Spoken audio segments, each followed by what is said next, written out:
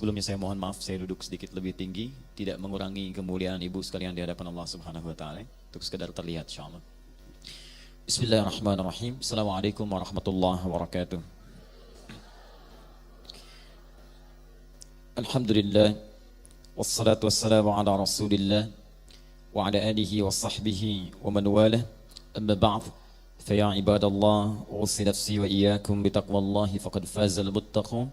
فلا تموتن إلا وأنتم مسلمون فقال تعالى يا أيها الذين آمنوا اتقوا الله حق تقاته ولا تموتن إلا وأنتم مسلمون وقال يا أيها الناس اتقوا ربكم الذي خلقكم من نفس واحدة وخلق منها زوجها وبث منهما رجالا كثيرا ونساء واتقوا الله الذي تساءلون به والأرحام إن الله كان عليكم رقيبا.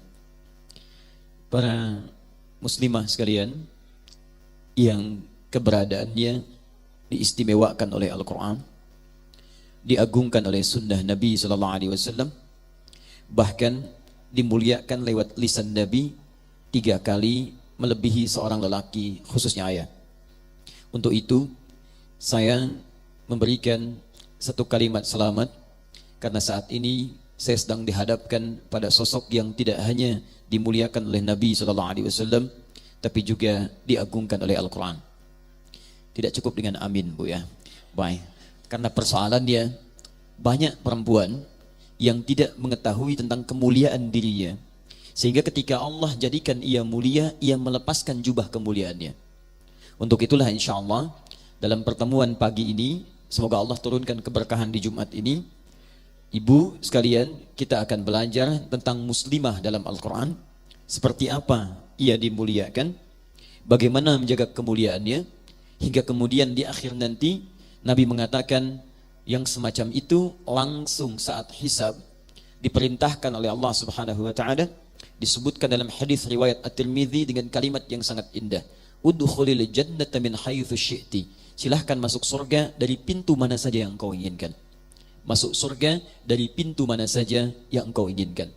Kita akan coba kupas persoalan itu, sehingga mudah-mudahan dari Jumat ini, ibu khususnya dan kita semua bisa mempertahankan kemuliaan itu, sehingga bekal pagi ini mungkin itulah yang akan mempertemukan ibu dengan surga dan kalimat yang indah tadi. Baik, kita akan coba bahas tentang tema yang sudah ibu publikasikan dan diamanahkan untuk dikaji hari ini, yaitu muslimah dalam Al-Quran. Muslimah dalam Al-Quran.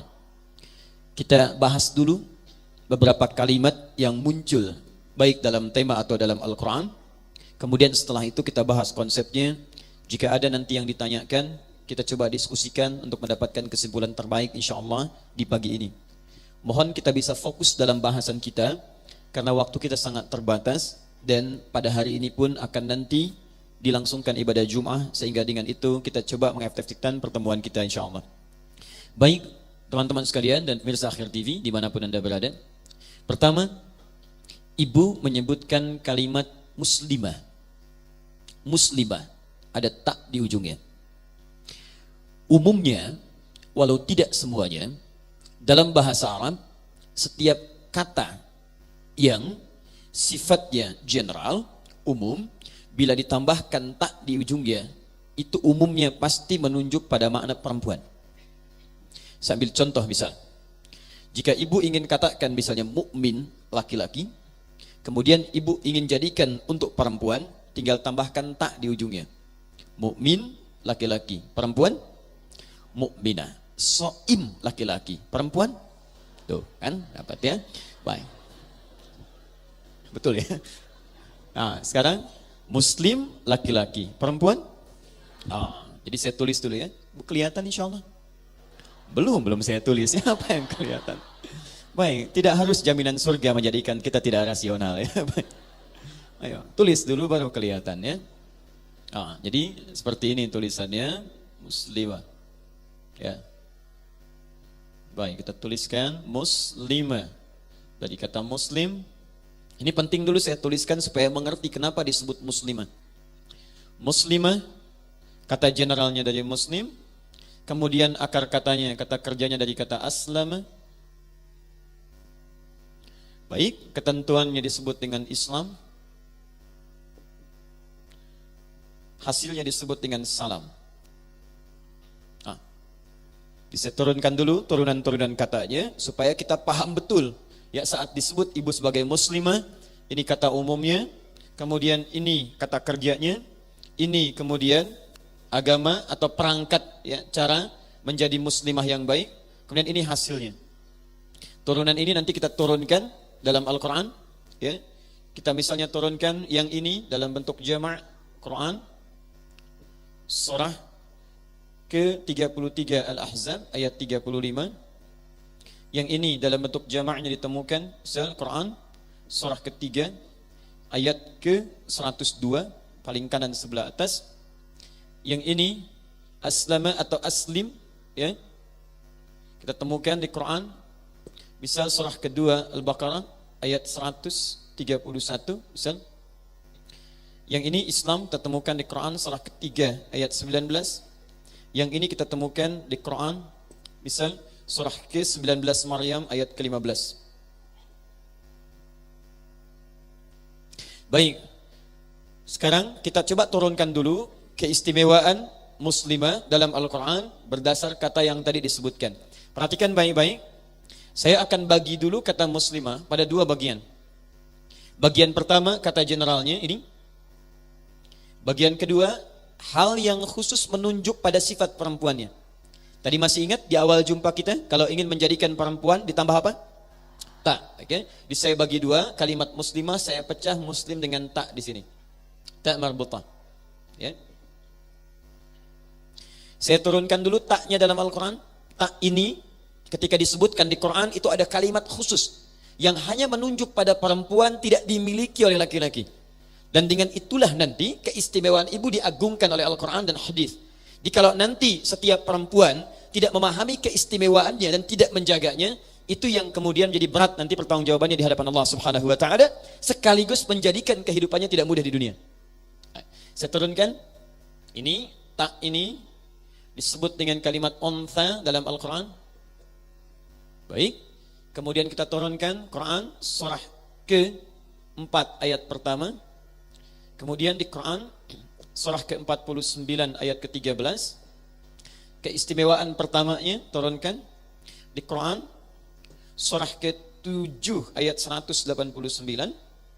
Kemudian Quran surah kedua ayat 233. Ini dibagi dua.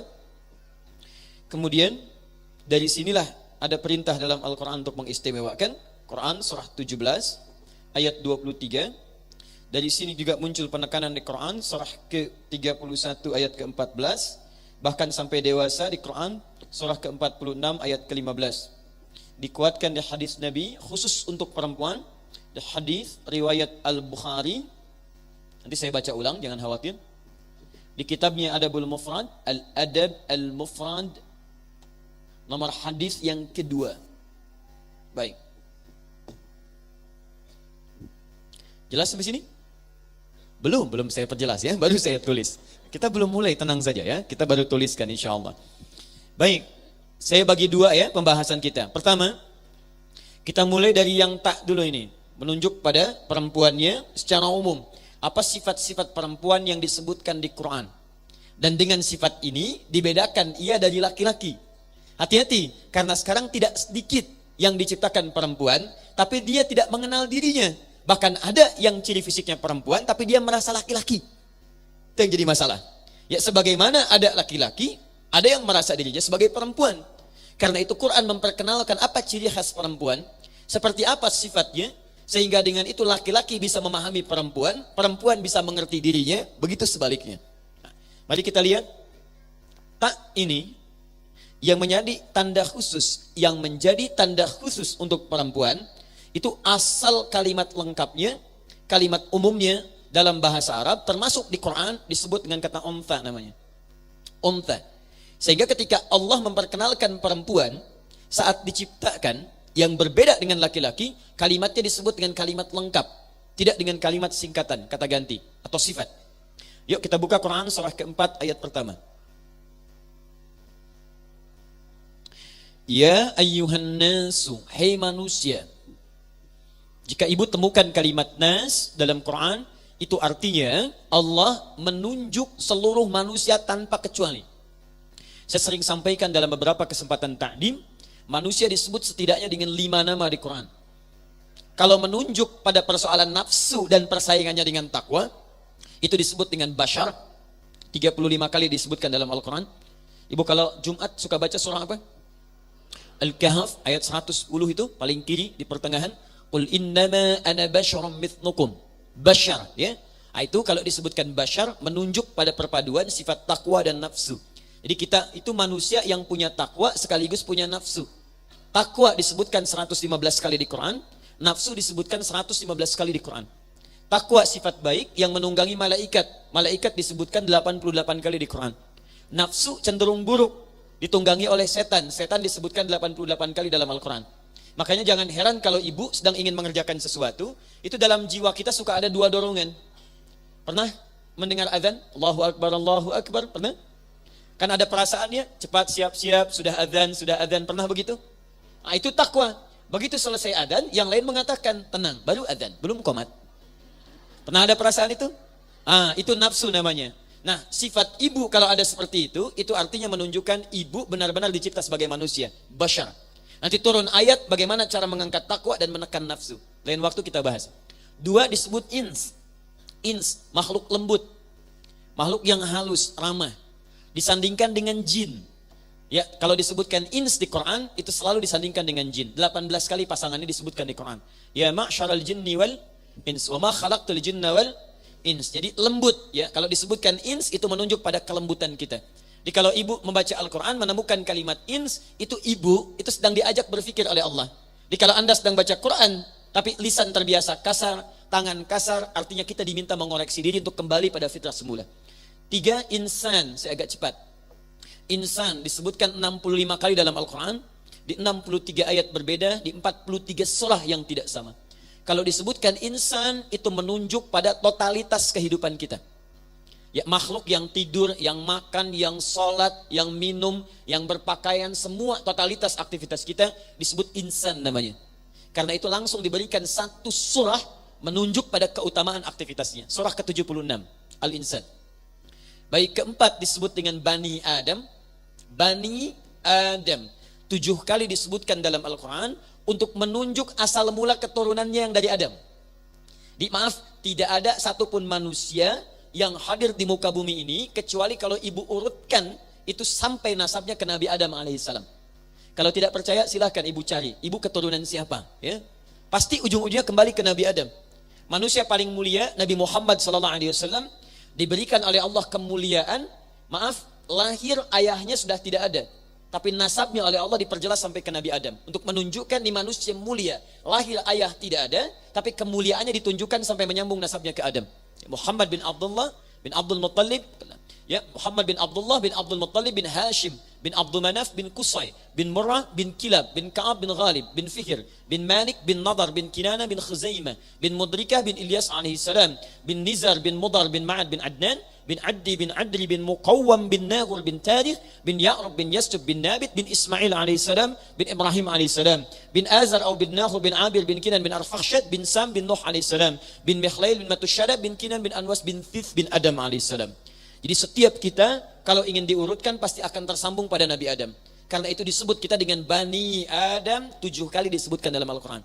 Terakhir, Nas. Surah paling favorit? An-Nas, baik ya. An-Nas disebutkan 241 kali dalam Al-Quran. Nah, kalau disebutkan An-Nas, itu artinya menunjuk semua manusia tanpa kecuali. Sekarang perhatikan rumusnya. Ya ayyuhan nasu taqu rabbakumul ladzi khalaqakum min nafsin wahidah wa khalaqa minha zawjaha wa batha minhuma rijalan katsiran wa nisaa. Perhatikan. Hei manusia semuanya tanpa kecuali. Tingkatkan takwamu kepada Allah yang telah menciptamu dari satu asal bapa Adam, pasangannya Hawa perempuan, kemudian dari situ tersebar laki-laki dan perempuan. Ketika Allah menyebutkan perempuan nisa, maka diperinci di Quran surah ke-49 ayat ke-13. Siapa itu sifat nisa yang dimaksudkan? Karena itu saya kotaki yang ini. Oke? Di sini disebutkan nisa Sifat nisanya dirinci kemudian di Quran surah 49 ayat 13. Pelan-pelan di sini kita akan masuk pada bahasan utama kita. Saya mohon izin untuk sedikit memperlambat. Yang tadi ya ayuhan nas, yang ini ya ayuhan nas. Ya ayuhan nas, inna khalaqnakum min dzakarin wa untha. Ini dia. Hei manusia, saya ciptakan kalian. Awas, ada yang laki-laki, ada yang perempuan. Ketika disebutkan menunjuk pada perempuan dengan menggunakan kalimat untha, perhatikan, dalam bahasa Arab tidak disebutkan kalimat untha kecuali menunjuk pada sifatnya. Jadi kalau yang di An-Nisa tadi menunjuk kepada jenisnya, gendernya perempuan, lalu setelah disebutkan perempuan disebutkan sifat kemuliaannya. Apa beda laki-laki dengan perempuan? Kata Quran, perempuan memiliki sifat untha yang tidak dimiliki oleh laki-laki. Apa itu sifat untha yang dimaksudkan? Ibu silahkan buka kamus bahasa Arab. Ibu akan temukan kalimat yang dahsyat, yang tidak ditemukan keterangan ini yang sesuai kecuali hanya dalam Al-Quran. Untha, summiyatil untha, untha, dinamai untha dengan untha karena dia memiliki 3 kekhususan yang tidak dimiliki oleh seorang laki-laki. 1, hiya tahmil, dia bisa mengandung. Di untha sifat khusus yang melekat pada makhluk yang bisa mengandung. Hamil. Maaf, laki-laki mengandung? Tidak. Jadi kalau sudah diciptakan sebagai seorang laki-laki, maaf, di antara cirinya dia tidak memiliki sifat perempuan. Perempuan bisa mengandung, laki-laki tidak. Perempuan punya rahim. Quran surah ke-22 ayat yang kelima. Wa nuqirru fil arham, kami tetapkan dalam rahim. Siapa yang punya rahim? Untha. Paham? Baik. 2. Watalid, perempuan bisa melahirkan. Sifat untha menunjuk pada keistimewaan yang kedua. 1, perempuan mengandung. 2, perempuan melahirkan. Sudah otomatis. Fokus. Baik, mohon maaf, laki-laki ada yang melahirkan? Maka tolong berikan informasi pada orang yang pernah mengatakan laki-laki akan menyewa rahim. Mau ditempatkan di mana? Kalau dia sewa, siapa yang mau melahirkannya? Baik, jadi kalau sudah diciptakan dengan penciptaan khusus, jangan kreatif untuk mencari yang lain. Awas, hati-hati. Hati-hati, kita itu diciptakan pintar, Bu, dengan akal. Ya, Quran surah ke-2 Al-Baqarah ayat 31, paling kiri sebelah atas. Di bedanya kita dengan makhluk lain diciptakan oleh Allah, begitu diciptakan diberikan sifat. Kita beda, diciptakan oleh Allah langsung diberikan pengetahuan. Ibu bisa bayangkan? Kebayang nggak? Belum saya sampaikan bagaimana bisa dibayangkan. Baik, lihat sini. Hanya manusia yang saat diciptakan oleh Allah itu langsung diberikan bekal pengetahuan kepadanya. Lihat kalimatnya.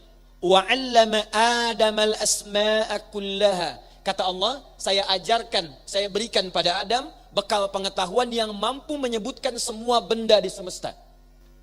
Allahu Akbar. Ini coba sebutkan nama-nama benda yang ada di Masjid TSB ini. Apa saja? Papan tulis, ada spidol, ada mikrofon, ada layar, ada macam-macam, banyaknya luar biasa. Sekarang kemampuan manusia kata Allah diberikan oleh Allah mampu menyebutkan semua benda di semesta. Orang barat, Bu, dari California, ya, sekarang menemukan mereka setelah meneliti keterangan ini, mereka research itu menemukan sebuah hasil bahwa ternyata paling minimal memori seorang manusia itu, memori manusia itu sampai 100 juta gigabyte. 100 juta. Jadi kalau ibu masukkan ke misalnya hard disk eksternal, punya 100 gigabyte saja, berapa informasi yang masuk ke situ? Memori manusia itu 100 juta gigabyte, paling minimal. Ingat baik-baik. Sebagian pakar di barat menyimpulkan bahwa otak manusia itu 90% cerdas. Ingat, kita dicipta sebagai makhluk pintar, cerdas. 5%-nya jenius.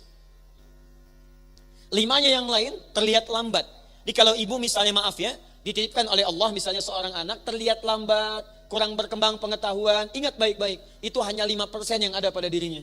Ibu bisa naikkan levelnya kepada jenius 5 yang lainnya, atau minimal ambil yang 90-nya. Ingat, kita dicipta sebagai makhluk yang pintar. Pintar itu anugerah, bodoh itu pilihan. Balikan sini. Kembalikan. Baik, saya mau kembalikan ke sini. Lihat baik-baik, tadi ada 3 kemuliaan yang tidak dimiliki laki-laki hanya dimiliki unta perempuan. Satu apa? Mengandung. Dua apa? Melahirkan. Tiga apa? Belum. Ingat, belum. Belum saya sampaikan. Tiga, teruskan. Tiga, memberikan ASI atau menyusui. Menyusui. Mengandung, melahirkan, dan menyusui atau memberikan ASI. Baik, fokus baik-baik. Silahkan Anda cek di kitab manapun. Bahkan yang diyakini sebagai kitab suci. Silahkan bandingkan dengan Al-Quran. Anda tidak akan pernah menemukan keterangan 3 hal yang khusus melekat pada perempuan ini. Ternyata hanya disebutkan dalam Al-Quran dengan segala jenis kemuliaannya. Perhatikan baik-baik. Dalam hal mengandung, Quran surah ke-7 ayat 189. Bahkan dirinci bagaimana prosesnya. Dalam hal melahirkan dan menyusui, Quran surah kedua ayat 233. Jelas disebutkan. Perhatikan Quran surah ke-7 ayat 189. Falamma taghasyaha hamalat hamlan khafifa. Tatkala suami istri mulai bercampur, maka istri mulai mengandung, kandungan dari ringan. Famarat bih, terus kemudian berproses. Falamma afqalat, maka tatkala kandungan semakin besar menuju masa persalinan. Di situ ada rahasia yang nanti saya bacakan dan kita pelajari saat masuk pada kategori yang kedua ini. Nanti ibu kalau ingin memiliki kandungan berkualitas dengan anak yang luar biasa berkembang dengan baik, nanti Quran berikan petunjuk kepada ibu. Ingat, yang bisa mengandung cuman ibu. Dan nanti ada turunan dalam Al-Quran dan hadis, ketika Anda punya keistimewaan ini, bagaimana kemudian memanfaatkan keistimewaan itu sehingga kualitas yang terakhir menjadi kualitas yang terbaik di hadapan Allah Subhanahu wa taala. Baik, jadi saya simpulkan dulu yang pertama, ciri perempuan itu satu apa? Ngandung. Dua, tiga, baik, 3 keutamaan. 1, saya selesai. Nah, sekarang seorang perempuan yang punya 3 sifat ini, fokus baik-baik, langsung dimuliakan oleh Nabi SAW dalam menjalani 3 hal ini. Ibu sekarang perhatikan betul ya, karena saya akan membahas sesuatu yang sangat penting yang mungkin jarang diungkap dengan kekinian. Al-Adabul Mufrad, karya Imam Al-Bukhari, nomor hadis yang kedua. Ja'a rajulun ila Nabi sallallahu alaihi wasallam. Qila, disebutkan dalam satu hadis, datang seorang lelaki bertanya pada Nabi sallallahu alaihi wasallam. Qultu, dia berkata, ya Rasulullah, man abar? Ya Rasulullah, pada siapa saya mesti berbuat baik? Qala, kata Nabi, ummak, ibumu. 1. Qala, man abar? Dia bertanya, kepada siapa lagi ya Rasulullah?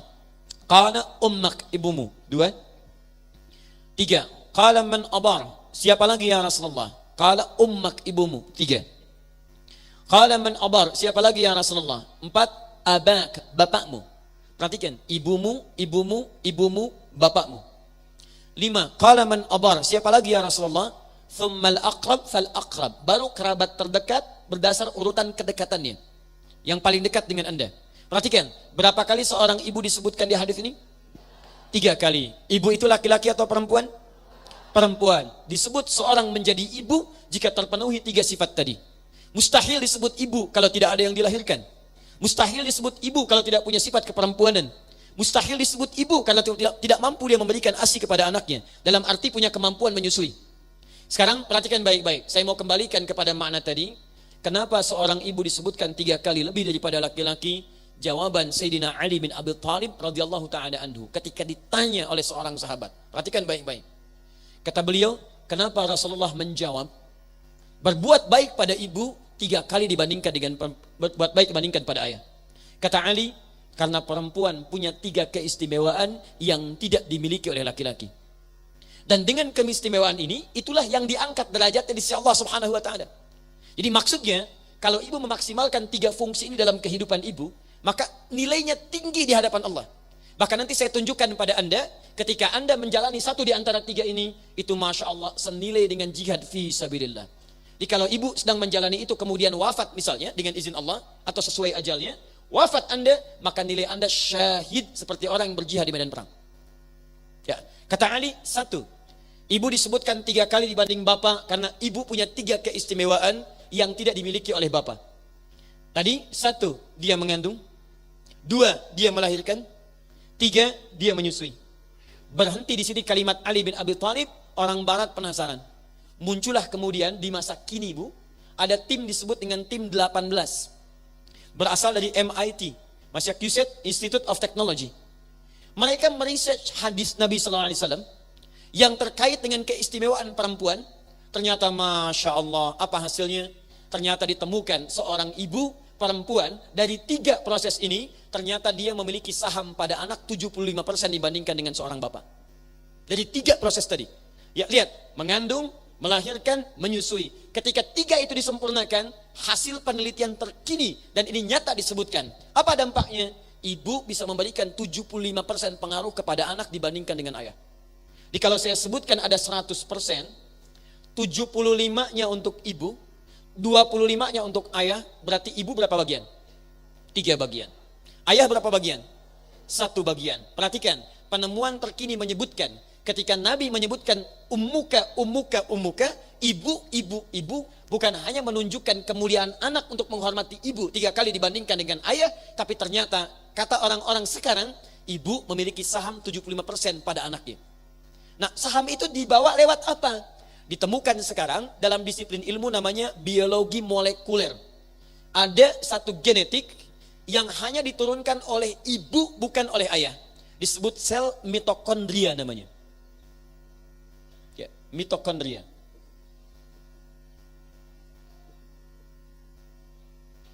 Start ya, kita agak ilmiah dulu dibahas. Maksud saya kalau ibu nanti merasakan itu berarti ibu normal. Ya. Lihat sini. Mitokondria adalah satu sel khusus yang berasal dari ovum atau pihak ibu, yang kemudian ketika bercampur dengan saham dari ayah, sperma menjadi nutfah, bercampur 2 itu, maka itu yang akan dominan memberikan pengaruh kepada anak. Di sini kata para pakar, ya, membawa nilai-nilai emosi yang menghadirkan kedekatan, membawa nilai-nilai kemudian, ada kekuatan mental.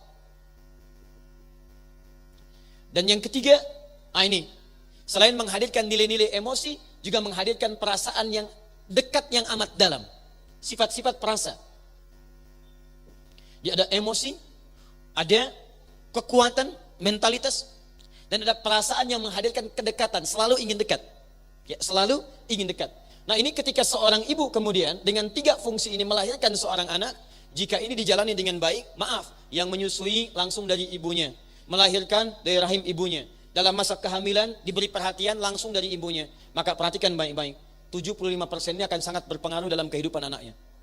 Contoh, kata para peneliti ini, telah dibagi 57 titik di muka bumi, 248 dimensi. Jadi kalau bumi ini dibagi pada titik-titik sampai 7 bagian, misal Bandung dibagi dengan Cimahi, dengan KBP, Kota Baru Parahyangan dibagi sekian titik, 57 titik. 248 wilayah. Dipisahkan seorang ibu dengan anaknya,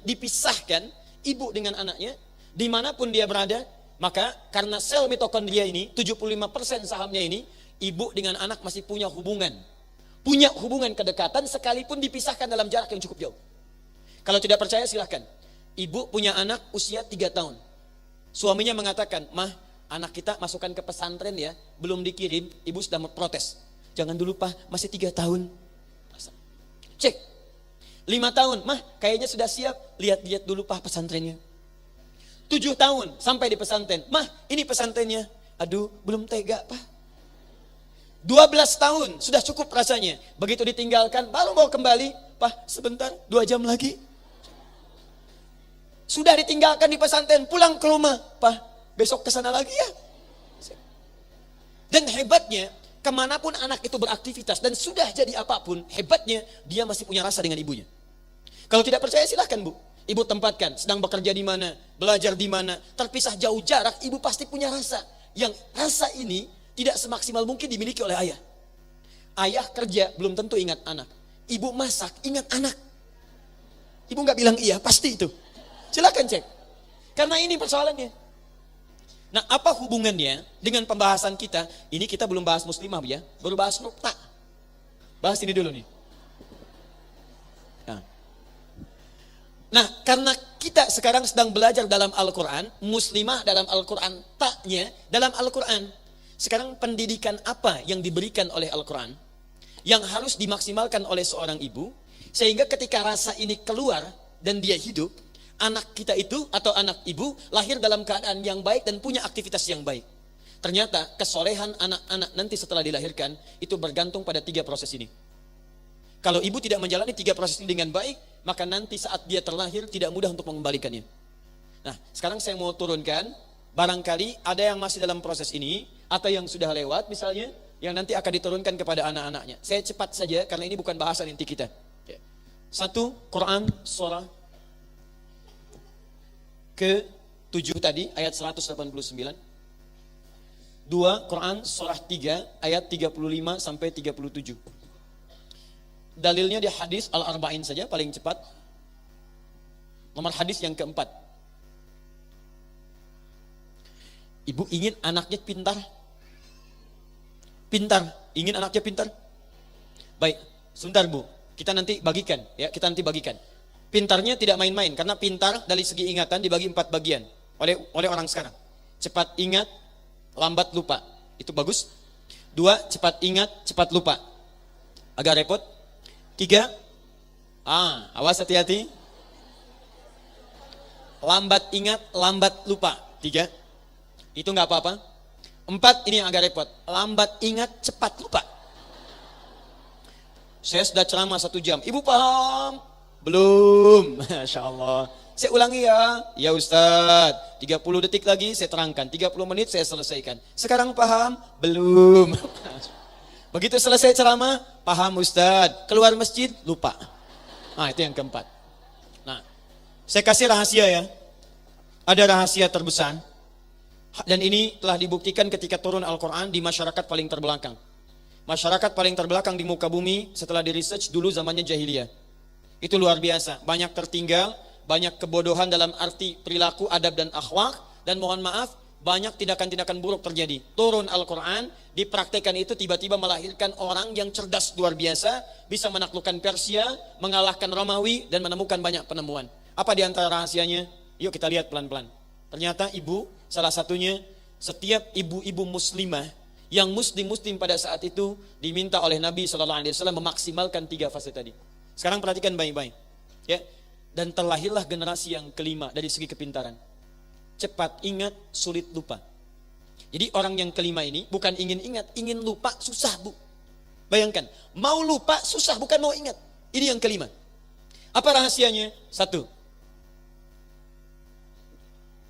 Dalam masa kandungan, orang tuanya, terkhusus ibu, itu seringkali meningkatkan amal saleh. Awas ya, nanti saya sampaikan informasi pada Anda yang sekarang sering meresearch Al-Quran dan hadis, itu orang-orang Yahudi sekarang. Jangan salahkan dengan perilakunya, karena yang punyanya itu kita tidak menguraikannya. Di mereka research, mereka kerjakan. Walaupun mereka meyakini isinya, tapi mereka tepikan keyakinannya. Sekarang lihat baik-baik. Lihat baik-baik. Quran surah 7 ayat 189. Ya. Falamma taghasyaha hamalat hamlan khafifa famarrat fi falamma athqalat da'wa Allah rabbahuma la in ataitana salihah lanakunanna minasyakirin. Ada isyarat di ayat ini, kalau fase kandungan sedang dialami, maka orang tua, terkhusus ibu ataupun calon ayah, paling minimal itu memperbanyak doa kepada Allah Subhanahu wa taala supaya anaknya terlahir dalam keadaan yang saleh. Kalau ibu ingin teruskan lagi, contoh Hannah. Ibu pernah dengar nama Hannah? Istrinya Imran. Ibu kenal Imran? Biasa. Ibu ini kenapa ya? Imran, ya. Imran disebutkan di Quran surah ketiga, Ali Imran, keluarganya Imran. Ya, Imran itu ya kekerabatannya dengan Nabi Zakaria. Nabi Zakaria kerabatan dengan Nabi Yusuf. Nabi Yusuf anaknya Nabi Yaqub. Nabi Yaqub anaknya Nabi Ishaq. Nabi Ishaq anaknya Nabi Ibrahim alaihissalam dari Sayyidah Sarah. Baik, Imran menikah dengan Hannah. Hannah saat menikah dengan Imran kemudian mengandung. Perhatikan, apa yang dilakukan oleh Hannah diabadikan di Quran untuk memberi petunjuk pada para muslimah kemudian hari. Lihat baik-baik. Idh qalat imra'atu Imran, Rabbi inni nadhartu laka ma fi batni muharrara. Ketika Imran pelajari, pahami ketika Imran Ketika Imran punya istri namanya Hanna, Hanna saat mengandung itu sering memperbanyak ibadah pada Allah Subhanahu wa taala. Paling minimal kata Allah, dia rajin berdoa. Ya Allah, mohon jadikan anak saya anak yang saleh, anak yang dekat denganmu, jadi ahli ibadah. Perhatikan, dalam kandungan ada sunnah dalam Al-Quran bagi setiap perempuan yang punya sifat-sifat ini, yang tidak dimiliki oleh laki-laki. Jika dalam masa kandungan itu, maka perbanyaklah perbuatan-perbuatan baik. Sekarang, saya saat mengandung istri saya baik, saya saat mengandung istri saya, yang pertama, ya Muhammad hamilul Quran, kami konsultasi pada seorang dokter muslimah. Datang untuk melihat kondisi fisik. Perhatikan apa yang terjadi. Ini kalimat nyata dan saya masih ingat betul sampai saat ini. Beliau katakan, Pak, sudah ada penelitian dokter-dokter muslim se-Asia, ahli kandungan. Dan beliau belum tahu ayatnya. Ternyata kalau seorang perempuan itu mengandung dan orang tuanya sering banyak berbuat kebaikan, terkhusus bagi seorang muslim sering berbuat amal soleh, maka itu akan langsung berdampak pada kandungannya, pada anaknya. Memberikan dampak. Apa yang memberikan dampak itu? Mitokondria, 75% tadi. Dimohon maaf Bu ya, kalau itu langsung diberikan, diamalkan oleh ibu, petunjuknya cuma di Islam. Ibu rajin baca Quran, meningkatkan amal soleh, rajin tahajud, rajin puasa. Demi Allah saya katakan, pembuktiannya sudah ada di zaman modern, jaminan ayatnya ada, kesolehan orang tua akan langsung berdampak kepada kesolehan anak. Saya tutup dulu sebentar supaya saya pindah kepada bagian yang terpenting yang bisa kita bahas. Perhatikan, ASI juga demikian. Lahir, ASI diberikan. Pembuktian paling besar, ibu pernah dengar seorang anak Indonesia namanya Fajar. Pernah dengar? Fajar, ini Fajar asli. Fajar, ibu sekalian, asalnya dari Solo Tigo, ya kemudian beraktivitas banyak di Bandung. Ketika lahir beratnya hanya 1,6 kilo. Prematur dan otaknya divonis lumpuh otak. Lumpuh. Jadi kalau sekarang diajak bicara agak telat. Ya, kadang-kadang ibu sudah selesai, dia baru ketawa. Ya, muncul, responnya agak telat. Tapi Allahu Akbar. Ibu tanya Fajar tentang Quran. Sepersekian detik bisa diteruskan ayatnya. Fajar teruskan ayat. Amma yatasaalun. Tidak banyak fikir. Anin naba'il azim. Fajar ayat ini sebelumnya apa? Fajar teruskan ini. Allahu Akbar. Apa rahasianya? Orang tuanya tidak putus asa, yakin dengan kuasa Allah, dikeluarkan keistimewaan tadi, setiap diberikan ASI, ayahnya membacakan Al-Quran 1 juz. Berikan ASI, ayahnya Al-Quran 1 juz. Ayahnya Al-Quran 1 juz. Usia 4 tahun, saat mulai dia bicara, yang keluar Quran. Dan telah hafal 30 juz Al-Quran. Nanti insya Allah kita tunjukkan tanggal 28 Januari. Kita akan adakan hari Al-Quran di Istiqlal. Dan kita akan hadirkan orang-orang hebat yang ternyata Masya Allah banyak di antara mereka dari kecilnya, dari kandungan dan terlahir, terus sudah diisi dengan Al-Quran. Al-Quran. Tuh. Baik, jadi saya ingin berikan dorongan. Kalau ibu ingin menghasilkan kualitas anak yang baik, kata Nabi, ibu punya 3 peluang yang tidak bisa dimiliki oleh laki-laki. Maka nanti kalau ada anaknya lagi mengandung atau kerabatnya yang lain, saran saya maksimalkan untuk mendapatkan keistimewaan itu. Ingat, kalau ada anak kemudian berperilaku yang kurang baik, jangan dulu dicela. Coba ibu ingat-ingat, perilaku ibu apa yang dikerjakan dalam 3 masa itu. Itu dulu poinnya. 2. Kita baru huruf ta itu ya. Saya boleh hapus? Wah ya, spesial untuk para ibu. Datang sendiri, narangin sendiri, nulis sendiri, hapus sendiri. Luar biasa. Hari Jumat lagi, Masya Allah. Alhamdulillah. Ya. Sampai jam berapa kita ini? Masya Allah. Silakan sampai jam 11 ya, saya mau Jumatan. Ayo, 2. Tak yang kedua. Ini masih huruf tak ya, agak bersabar. Disebutkan langsung taknya. Jadi kalau tadi sifat-sifat kemuliaannya, 3 tadi. Mengandung, melahirkan, menyusui. Punya potensi di 3 fase ini untuk mewariskan genetik berupa mitokondria, membentuk anak yang hebat. Hebat intelektualitasnya, emosionalnya, plus juga intelektualnya. Tolong manfaatkan ini. Dan kalau ibu berjuang memberikan yang terbaik di masa itu, maka Masya Allah pertaruhannya surga. Wafatnya langsung syahadah. Syahid. Kalau ibu amal salahnya sedikit, amal salehnya banyak, wafat saat mengandung, wafat saat melahirkan, wafat misalnya saat menyusui, maka mohon maaf, itu nilainya sama dengan syuhada. Wafat dalam keadaan syahid seperti orang berjuang di jalan Allah Subhanahu wa taala. Baik. 2. Saya baca hadis sahih riwayat Al-Bukhari di Al-Adabul Mufrad. Di pernah ada seorang pemuda, Bu, Saking Nabi memuliakan tiga keutamaan ini. Nabi saja memuliakan ibu. Kenapa ibu tidak memuliakan diri sendiri? Ya, cara memuliakan ini maksimalkan dengan memaksimalkan momen itu pada kebaikan-kebaikan. Seorang pemuda ingin berjihad, dia berangkat. Tiba-tiba dilaporkan oleh temannya, ibunya menangis karena belum siap melepasnya.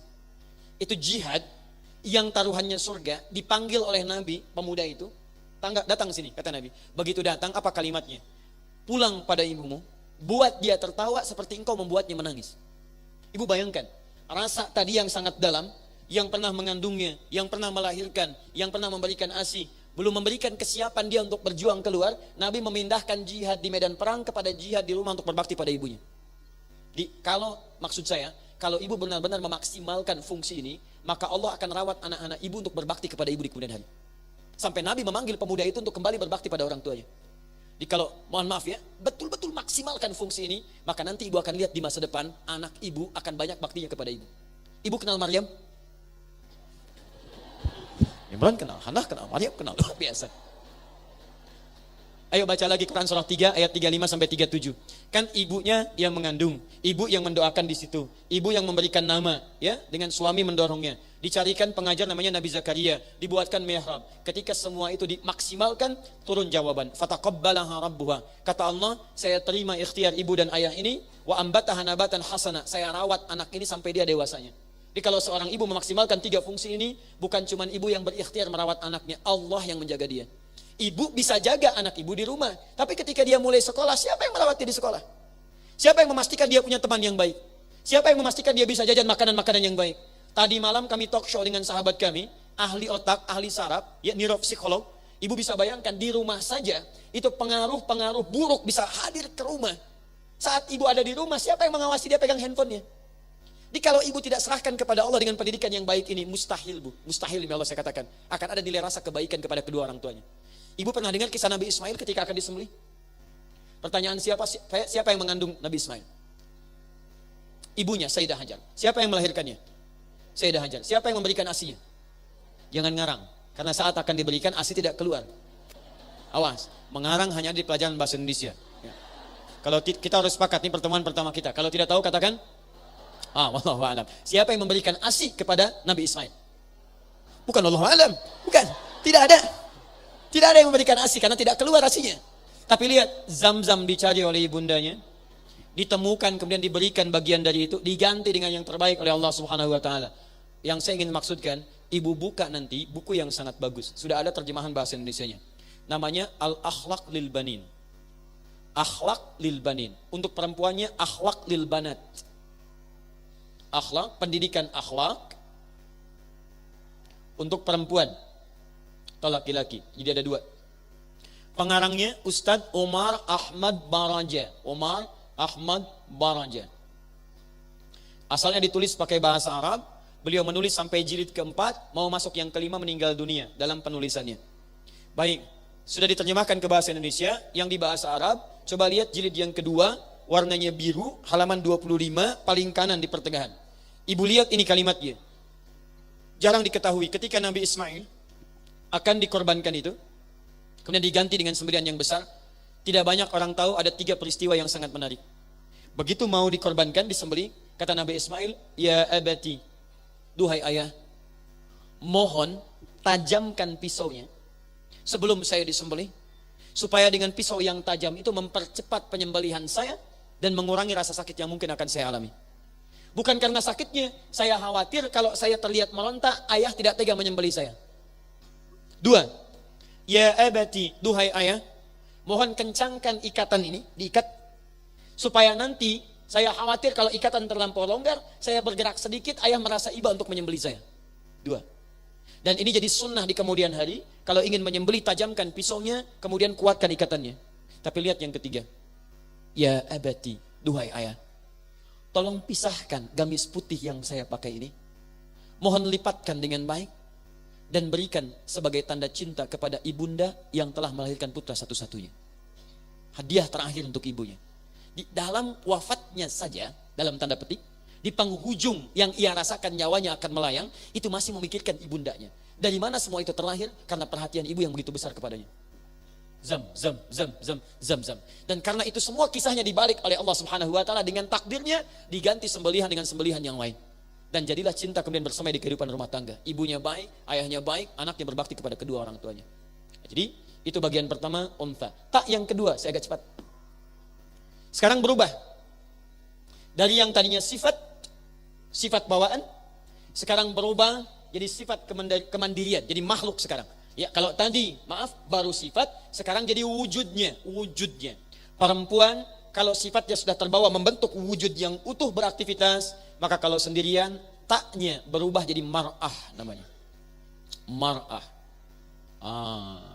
Taknya masih ada. Mar'atun. Awas, hati-hati. Di tak yang kedua, saya harus terangkan karena tidak sedikit perempuan tidak kenal siapa dirinya. Ingat, yang tiga sifat bawaan. Tapi kalau tiga ini sudah berwujud jadi makhluk, seperti ibu sekarang, jalan, beraktivitas dan sebagainya, ibu disebut oleh Quran berubah dari unta jadi mar'ah kalau sendirian. Apa itu mar'ah?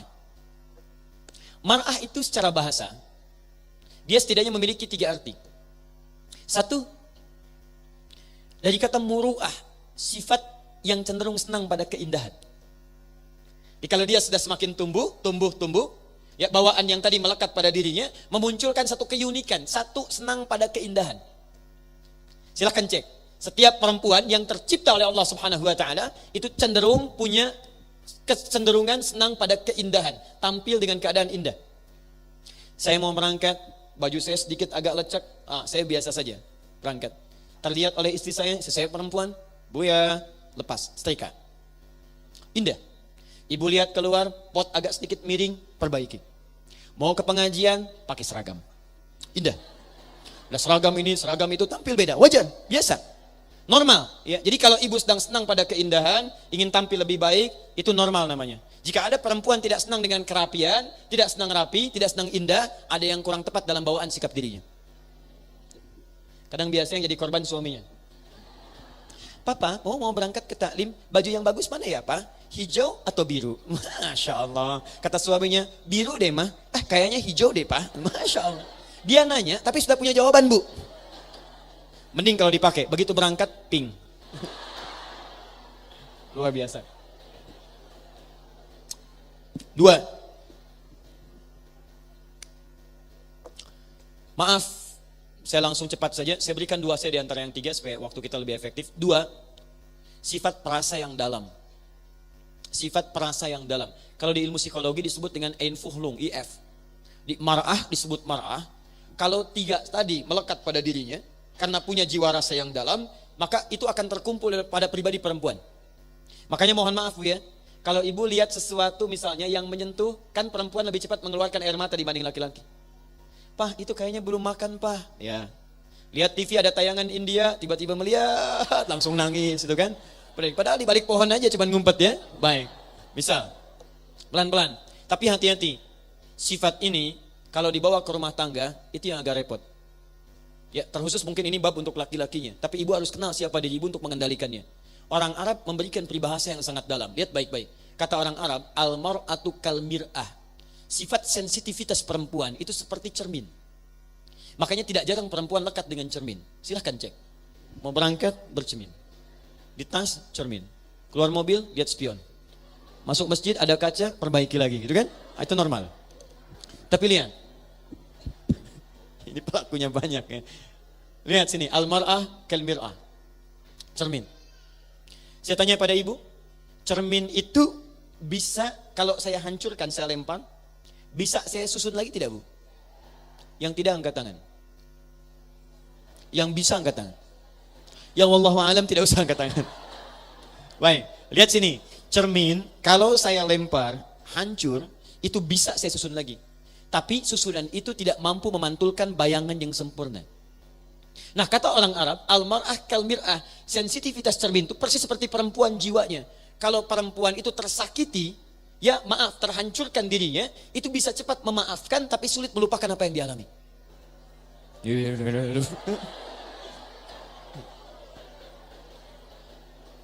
Ibu kalau nggak percaya silahkan.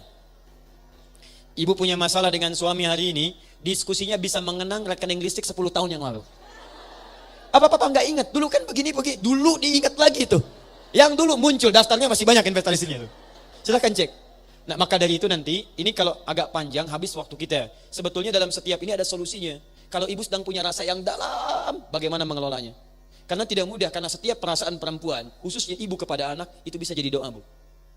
Jadi saya sarankan pada ibu, kalau ibu sedang punya perasaan yang kecewa pada anak yang dalam, arahkan pada doa yang baik. Ya. Ada di Arab, seorang anak. Anaknya aktif luar biasa. Saya tidak berani mengatakan anak nakal, karena tidak ada anak yang nakal. Yang ada orang tua yang kurang sabar. Ini, lihat. Ada anak, orang menyebutnya nakal, saya menyebutnya aktif luar biasa.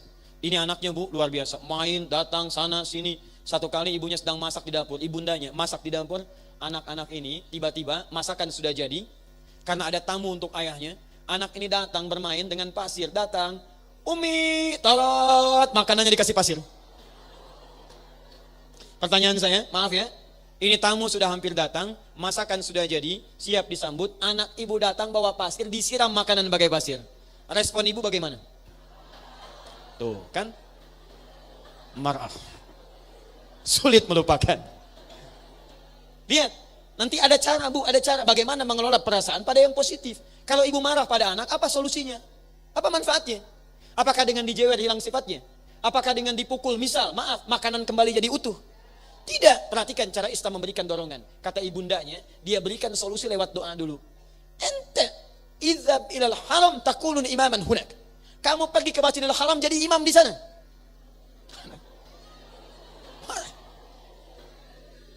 Dia ngasih pasir, ibu balas lewat doa. Kata ibunya, kamu pergi ke Masjidil Haram jadi imam di sana. Anaknya saat itu cuma cengengesan, tapi sekarang dia menjadi pemangku dua masjid suci di muka bumi. Al-Masjid Haram dan Masjid An-Nabawi. Dialah Imam As-Sudais. Abdurrahman As-Sudais. Ayo. Coba ibu alihkan kalau anak-anak sedang kurang menyenangkan, ibu berdoa. Jangan dikeluarkan. Saya kutuk kamu jadi kodok. Masya Allah. Allah ciptakan dia jadi manusia. Kenapa ibu alihkan kepada batu dan yang lainnya? Jangan diulang kisah maling kundang, tangkuban parahu dan sebagainya. Dia, baik, kembalikan ke sini. Ya, tuh kalau sendirian. Kalau banyakan, dirubah lagi namanya. Ini perempuan tuh paling unik di Quran. Laki-laki tidak begitu.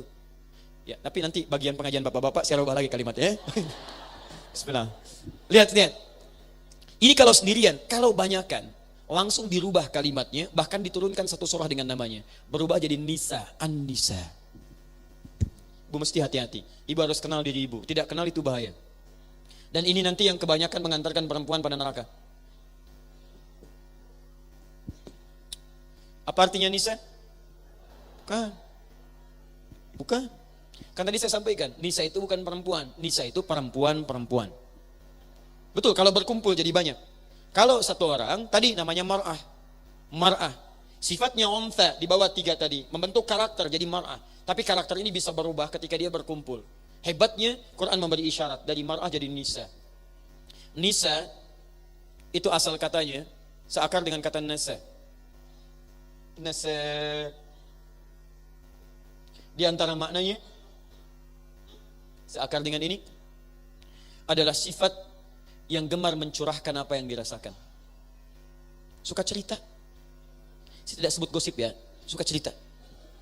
Curhat.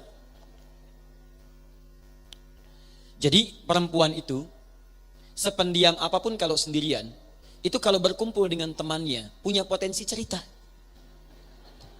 Silahkan cek. Walaupun momentumnya bisa majelis taklim, bisa cerita, Bu.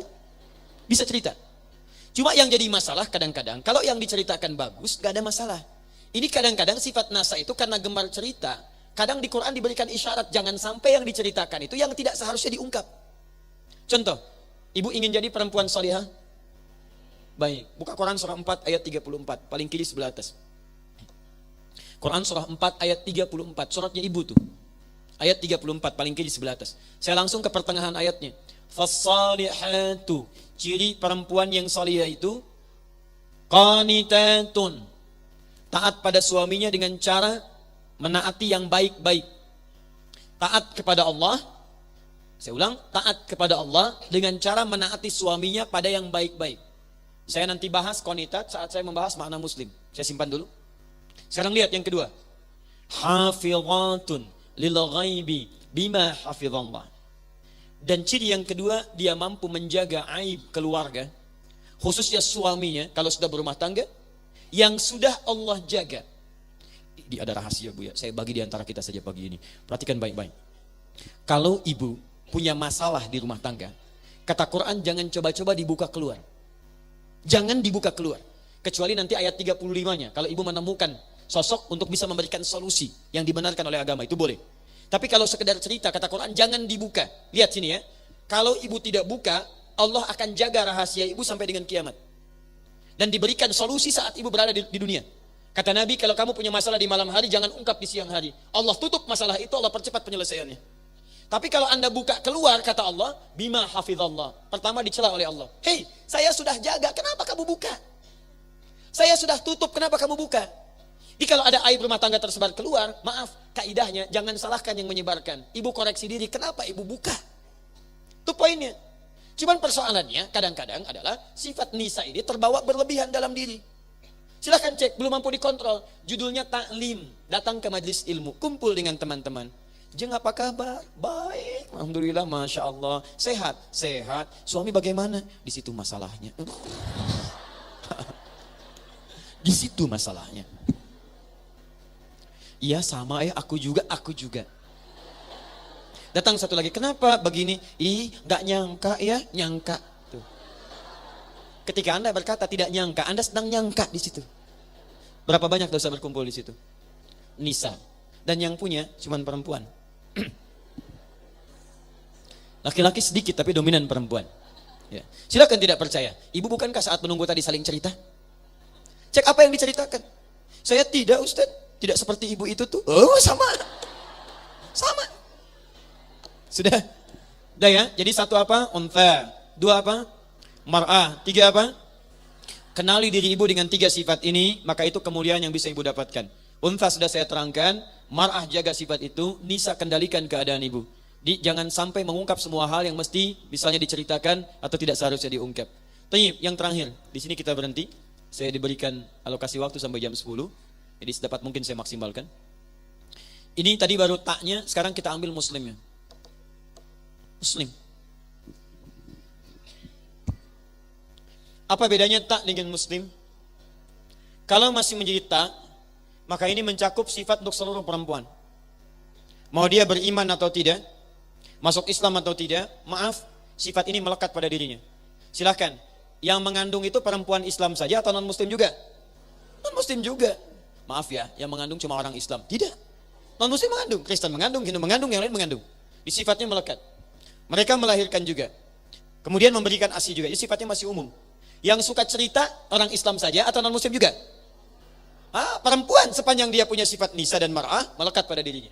Tapi Allah kemudian ingin bedakan. Kata Allah, perempuan muslim itu spesial. Mesti punya perbedaan dengan yang belum beriman. Dan disinilah ibu dibedakan dengan yang lainnya. Kalau ibu sampai dengan saat ini belum memiliki sifat-sifat ini, maka mohon maaf, saya sarankan pada ibu segera berbenah diri.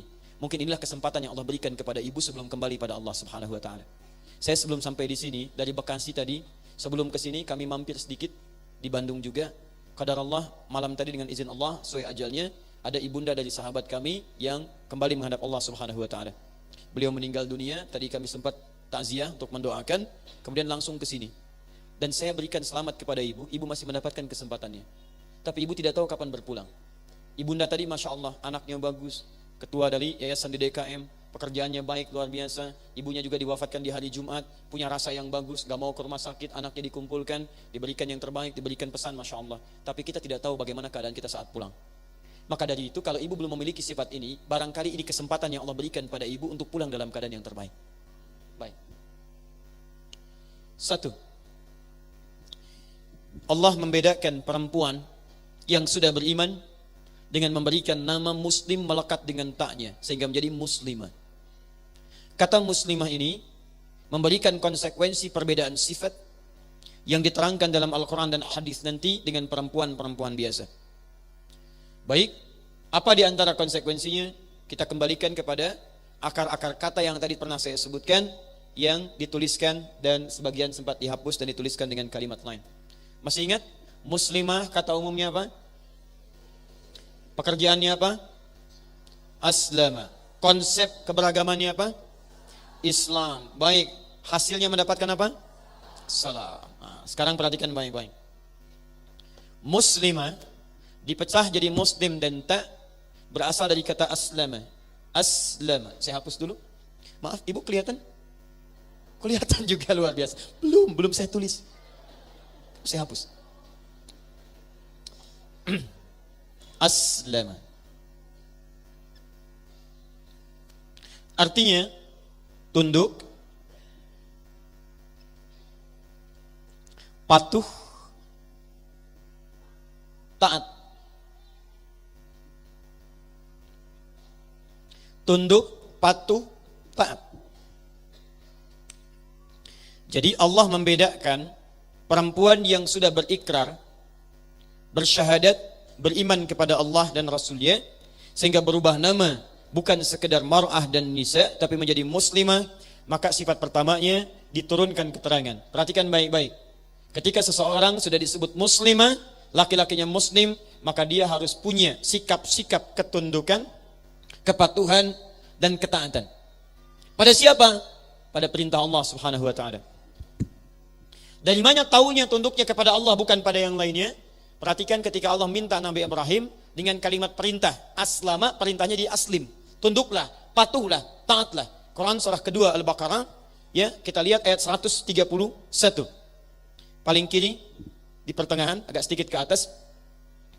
Idz qala lahu rabbuhu aslim. Ingatlah, pelajarilah ketika Allah memerintahkan pada Nabi Ibrahim aslim, dari kata aslama. Kata perintahnya aslim. Aslim. Yang laki-laki muslim, perempuan muslimah. Sepanjang mengatakan beriman, yang laki-laki disebut muslim, yang perempuan disebut muslimah. Kaidah pertama kata Allah aslim. Anda melekatkan diri perempuan pada kalimat aslama, maka konsekuensinya Anda mesti aslim, patuh, tunduk, taat pada perintah Allah Subhanahu wa taala. Paham sampai sini? Nah, sekarang pertanyaan kedua, Ustaz, saya melekatkan diri saya pada kalimat Islam. Saya muslimah. Saya ingin patuh, tunduk, taat kepada Allah. Bagaimana caranya? Ketika ibu kemudian ingin menerjemahkan konsep kepatuhan, ketundukan dan ketaatan ini kepada Allah, maka Allah kemudian berikan cara kita untuk mempraktikkan nilai-nilai ini. Maka konsepnya, kerangkanya itu disebut dengan Islam namanya. Islam. Hal yang mengatur tata cara kita supaya bisa tunduk, patuh, taat kepada Allah. Hal yang mengatur dalam bahasa Arab yang mendekatkan kita dengan Allah disebut dengan din namanya. Din. Ketika Allah menyebutkan din disandingkan dengan kalimat Islam. Buka Quran surah ketiga ayat 19, paling kiri sebelah atas. Quran surah 3 Ali Imran ayat 19. Inna dina indallahil Islam. Sungguh ad-din, konsep kehidupan yang mendekatkan kita kepada Allah. Di situ diatur supaya kita taat, tunduk, patuh pada ketentuan Allah. Din itu Islam namanya.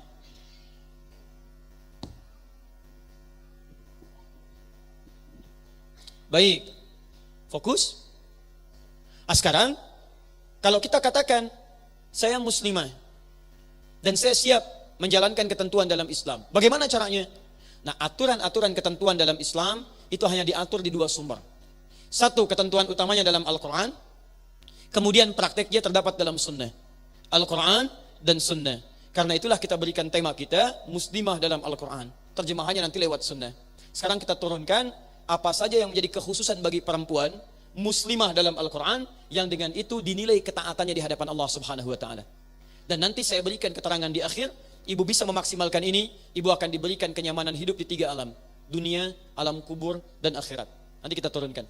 Bahkan kalau ibu bisa maksimal lagi, Allah akan jaminkan ibu mendapatkan mahkota saat di akhirat yang langsung diberikan oleh anak yang pernah ibu kandung dalam kehidupan dunia. Dan ibu digandeng masuk surga dan disambut oleh malaikat. Dikatakan kepada ibu, salamun alaikum bima sabartum. Selamat bisa masuk surga. Ya, udkhuluha bisalamin aminin. Silahkan masuk surga dengan perasaan yang nyaman dan tentram. Bismillah. Jelas insyaallah? Belum saya terangkan ya, kan baru saya uraikan sedikit. Bismillah. Ibu kenapa sebetulnya? Ya, Imran kenal, Nabi kenal. Belum ditulis sudah kelihatan. Belum dijelaskan sudah jelas. Luar biasa. Hari Jumat berkah ya. Ya, fokus. Baik, satu.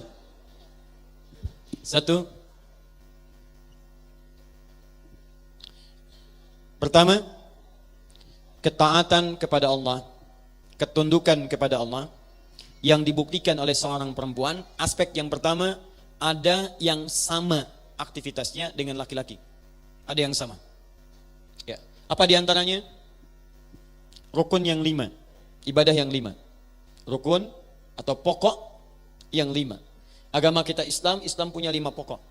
Dalilnya di hadis riwayat Muslim.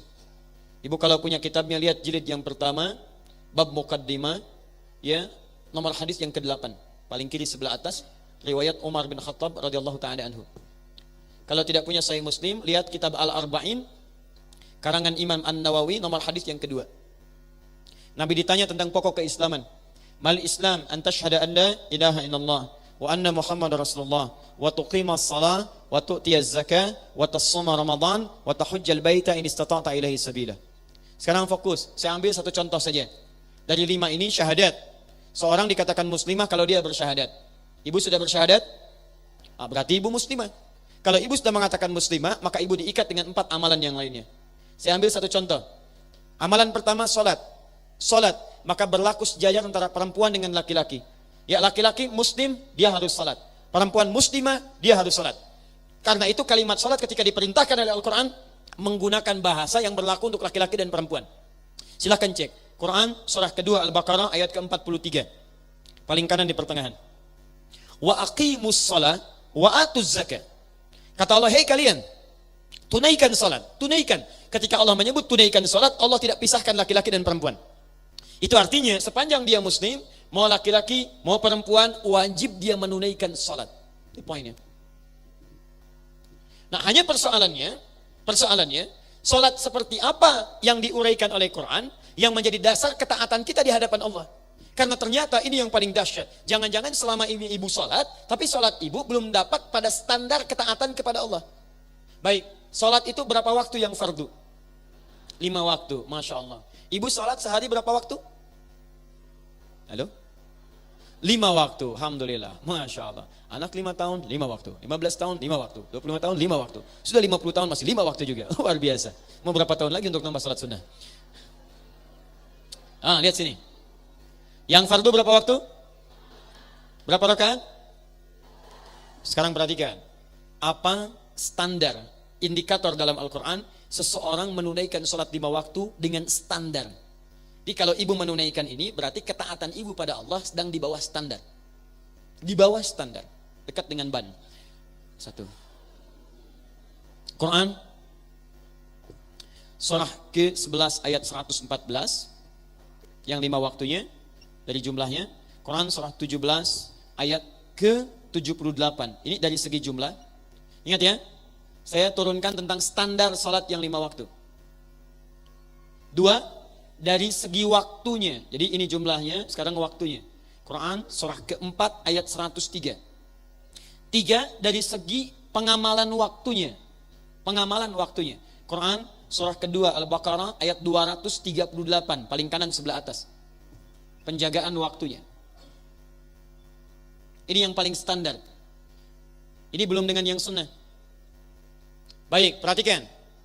Salat 5 waktu, tahu dari mana dalilnya? Karena kita bikin judul muslimah dalam Al-Quran, keluarkan Qurannya. Quran surah 11 ayat 114.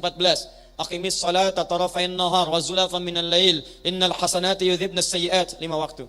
Dikuatkan Quran surah 17 rakaat ayat 78. Aqimis salata liduluqis syamsi ila ghasaqil laili wa qur'anal fajri. Inna qur'anal fajri kana mashhuda. 5 waktu. Di salat yang kita tunaikan 5 waktu. Kalau ibu menunaikan salat misalnya, atau lihat anak perempuan ibu, dia beragama Islam, tapi salatnya misalnya mohon maaf, ya kadang-kadang masih kurang dari 5.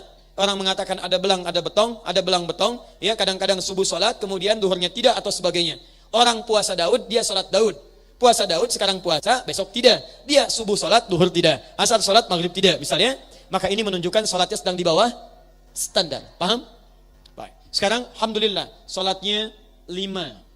Persoalannya, lihat, yang standar ini bukan sekedar dikerjakan 5 waktu, tapi diikat dengan waktunya. Quran surah 4 ayat 103. Langsung lihat ujung ayatnya. Lihat ujung ayatnya. Innas salata kanat 'alal mu'minina kitaban mawquta. Perhatikan cara menerjemahkannya, tidak usah lihat terjemahan, fokus ini. Saya langsung terjemahkan dengan ilmu balaghahnya. Perhatikan, bahasa singkatnya, orang yang beriman itu pasti tahu waktu sholat. Itu cara cepat menerjemahkannya. Baik, ibu beriman tidak? Beriman, karena itu ibu disebut muslimah. Saya beriman, saya disebut muslim. Ciri orang beriman itu, kalau dia benar taat kepada Allah, kata Allah, bukan cuma siap menunaikan sholat 5 waktu, tapi kata Allah, dia pasti tahu waktu sholat. Perhatikan sini. Lihat papan tulis. Isya jam berapa nanti? Jangan lihat ke atas, tutup. Sini. Jangan lihat saya, lihat papan tulis. Subuh jam berapa? Baik, lihat baik-baik. Hari ini zuhur jam berapa? Hari ini Jumat, ya, laki-laki Jumatan, perempuan zuhur. Taib, asar jam berapa? Saya tidak perlu simpulkan, tapi ibu bisa mengukur masing-masing. Jadi kalau untuk waktu sholat saja ibu belum tahu, artinya keadaan ibu sedang di bawah standar Jumat ini. Ibu waktu belanja tahu, waktu gajian suami tahu, ya, waktu masak tahu, waktu ngantar anak tahu, dan semua itu ketika diketahui ibu akan tinggalkan. Bukankah ketika seorang kemudian wafat dikatakan oleh seseorang telah meninggal dunia? Kalimat meninggal dunia itu bukan sekadar menunjukkan dia wafat, tapi dia meninggalkan semua urusan dunianya. Di masak ibu akan tinggalkan, setrika ibu akan tinggalkan, ngantar anak ibu akan tinggalkan, terima uang belanja ibu akan tinggalkan, segala ibu tinggalkan. Yang ibu bawa adalah bekal akhiratnya. Kalau urusan akhirat tidak ibu ketahui waktu dan keadaannya, bagaimana ibu bisa pulang dengan tenang? Sekarang kan orang mudik saja, silahkan cek saat mudik bu, lebaran. Setiap orang mudik itu akan tenang kalau dia punya bekal. Dan tidak sedikit orang tidak mudik karena merasa tidak punya bekal. Saya pernah tanya seseorang, kenapa tidak mudik? Gak ada bekal Ustaz. Yang punya bekal luar biasa. Sebelum dia berangkat, dia sudah kabari, besok aku pulang. Masya Allah. Motornya cuman motor bebek, bekalnya singa bu. Belakang, motor tambah pelepah pisang, tambah kardus lagi, tambah macam-macam. Karena dia punya bekal. Begitu berangkat dia kasih tulisan di belakang kardusnya, aku datang sayang. Masya Allah, tulis sama dia. Karena mau pulang, mudik dan dia punya bekal. Yang hebat, yang tahu dia akan pulang itu bikin persiapan. Rumah dicat, masak, semua diada-adakan. Dan cuman saat lebaran, sesuatu yang tidak ada jadi ada. Perhatikan, luarnya kongwan, dalamnya rangginang. Cuman saat lebaran. Idul Fitri. Jangan dilihat jenisnya, tapi yang kita lihat adalah orang mudik urusan dunia saja kalau punya bekal, yang akan didatangi mereka menyambut. Yang tidak ada bisa kelihatan ada. Yang mau datang bawa bekal. Ibu dalam urusan dunia itu banyak dikumpulkan semuanya. Coba lihat berapa banyak ibu kemudian tinggali, kendaraan yang ibu miliki. Rumah yang ibu kemudian luaskan lagi. Pertanyaan saya, kalau ibu dipulangkan oleh Allah hari ini, bekal apa yang sudah ibu bawa pulang? Ini. Kalau waktu sholat aja ibu tidak paham, bagaimana bisa sholat dengan baik? Baik, subuh jam berapa tadi? 4? 2? 23, 24, Masya Allah, 25. Luar biasa. Wah, terjadi perbedaan pendapat tentang waktu sholat subuh ya. Ke daerahnya beda-beda. 4, 24. Zuhur jam berapa? 12? 02. Masya Allah. Ini sudah lewat, kita ambil yang zuhur. 12.02. Lihat sini. 5 waktu. Waktunya sudah tahu, alhamdulillah. Ternyata kata Quran, jangan cukup sekedar tahu waktunya, jaga waktunya. Quran surah kedua ayat 238. Hafidhu 'alas salawat. Hei laki-laki, perempuan, muslim, muslimah, jaga waktu sholat. Jaga dimaksud adalah tunaikan sesuai dengan waktunya. Betul memang, sholatnya zuhur. Betul tahu waktunya 12:02. Tapi ketika ditunaikan sholatnya, waktu sholat 12:02, dia sholat jam 2:12. Gak nyambung. Ya, duhai ibu yang mencita-citakan surga. Duhai ibu yang surganya ingin surga Firdaus. Duhai ibu yang ingin masuk surga tanpa hisab. Duhai ibu yang ingin bersanding dengan Rasulullah beserta istri-istrinya. Pertanyaan saya, berapa banyak sholat yang sudah ibu maksimalkan itu? Ini baru fardunya, apalagi dengan sunnahnya. Sekarang saya bandingkan dengan seorang istri Nabi SAW, namanya Sayyidah Maimunah. Tercantum dalam hadis riwayat At-Tirmidzi, nomor hadis 414. Saya bacakan hadisnya. Sekarang ibu bandingkan keadaan ibu dengan istri Nabi dimaksud. Lihat sini. Man shalla, kalau Rasulullah SAW, satu kali Rasulullah SAW bersabda, man shalla ithnatai asyrata rak'atan. Siapa yang menunaikan salat 12 rakaat sunnah.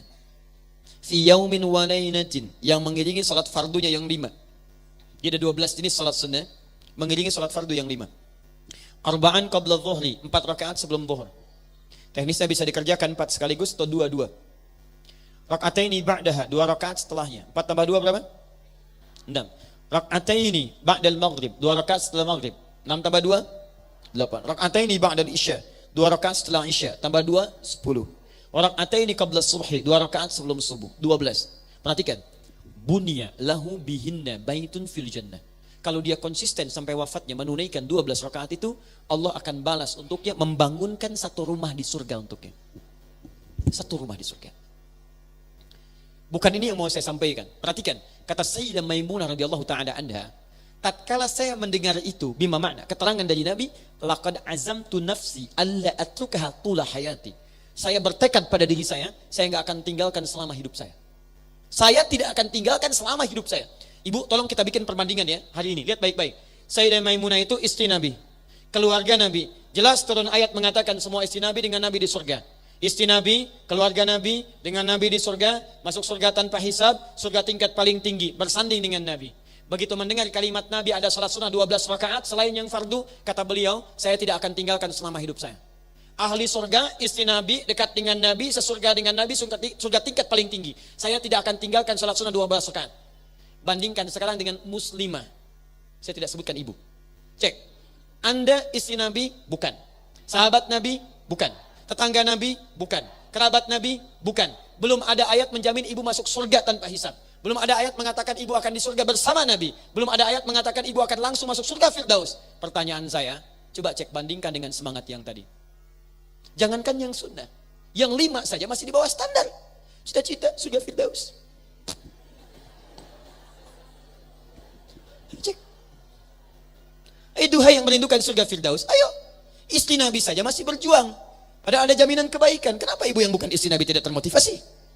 Siapa yang sudah punya rumah di surga boleh angkat tangan? Ayo, saya pulang. Ayo. Kalau ibu merasa belum punya rumah di surga, kenapa ibu tidak bangun dari sekarang? Ibu bangun, kan tadi bahannya sudah ada. Nanti itu sebelum zuhur ada 4 rakaat. Ibu kerjakan. Ba'da zuhur ibu kerjakan. Laki-laki Jumat, perempuan zuhur. Ayo maghrib masih ada kesempatan. Isya ada kesempatan. Ibu buat. Bahannya sudah ada, tinggal ibu bikin. Makanya kata Nabi, semua umatku akan masuk surga. Illa man aba, kecuali yang tidak pengen. Jangan ibu tuliskan, baiti jannati, rumahku surgaku. Rumah ke surga ibu tidak. Jadi masalah. 2. Agak cepat. Saya berhenti di sini. Setelah itu nanti saya berikan penutup, dan kalau masih ada waktu silahkan kalau ada yang ingin ditanyakan. Ya, sebentar. Salat yang dimaksud tidak sekedar salat fardu, tapi salat sunnah. Saya ingin tunjukkan tentang amalan Nabi bersama istri-istrinya. Dan ini ibu bisa dorong suami untuk bisa bekerja sama meraih surga. Apa diantaranya? Salat malam, tahajud. Ini salat paling indah, paling mampu menyentuh jiwa, dan jika bisa dikerjakan berjamaah suami dengan istri itu luar biasa. Bahkan pernah istri Nabi Saudah binti Zam'ah radhiyallahu taala anha itu masya Allah dalam keadaan rumah yang terbatas masih salat berjamaah bersama Nabi. Ya, sampai bagian kepalanya mengenai bagian belakang Nabi sallallahu alaihi wasallam. Tapi indah pada momentum itu. Perhatikan baik-baik. Hadis riwayat Al-Bukhari nomor hadis 2010. Paling kanan sebelah bawah di kitabnya. Satu kali Sayyidah Aisyah ditanya tentang kebiasaan salat malamnya Nabi sallallahu alaihi wasallam. Konon dikisahkan 3 orang sahabat yang bertanya. Huzaifah al-Yamani, Abdullah bin Mas'ud, kemudian satu lagi ada sahabat Ubay bin Ka'ab. Tiga-tiganya bertanya pada Sayyidah Aisyah, kaifa kanat salatun Nabi sallallahu alaihi wasallam? Bagaimana sifat salat malamnya Nabi sallallahu alaihi wasallam? Kata Sayyidah Aisyah, la tas'al an husnihinna wa turihinna. Jangan ditanyakan bagaimana panjang dan bagus bacaannya. Indahnya luar biasa. Tapi poinnya kata para ulama, dari mana Sayyidah Aisyah tahu kebiasaan Nabi kalau beliau pun tidak biasa bangun malam? Dibayangkan suaminya ahli surga, seorang nabi, tapi itu tidak menghentikan pertemanan beliau dalam ibadahnya dengan Nabi sallallahu alaihi wasallam. Sampai-sampai yang luar biasa, itu hadis-hadis yang meriwayatkan tentang kebiasaan Nabi di rumah itu disampaikan oleh istri-istrinya. Ibu pernah dengar Nabi ketika beliau memotivasi istrinya untuk bangun malam. Pernah dengar hadis ini? Lihat, rahimallahu amra'an. Allah merahmati seorang suami yang mencipratkan air di wajah istrinya supaya dia bangun menunaikan salat malam. Seperti Allah merahmati seorang istri yang mencipratkan air di wajah suaminya supaya ia bangun malam. Pernah dengar hadis itu? Tapi tolong baca hadisnya dengan baik ya. Jangan pulang dari sini malam-malam punya rencana tahajud. Masya Allah, suami nggak ada rencana. Pulang capek pekerjaan, ibu bawa gelas diisi air. Sling, Masya Allah. Kenapa mah? Sunnah Nabi Pak. Oh, Masya Allah sunnah Nabi. Baik, lihat baik-baik cara bacanya hadis itu, maksudnya Anda kompak bersinergi dengan suami menghidupkan ibadah malam. Ibadah malam. Ternyata Masya Allah, sholat malam itu ketika disebutkan di hadis Nabi, itu bukan hanya sifat bagi seorang muslim, tapi sudah jadi kebiasaan bagi seorang muslimah sejak zaman Nabi SAW. Saya berikan rahasia pada ibu buka Quran surah ke-51 ayat 15 sampai 23. Ibu bisa kerjakan itu dengan keluarga, ibu dijamin di ayat itu masuk taman surga sekeluarga.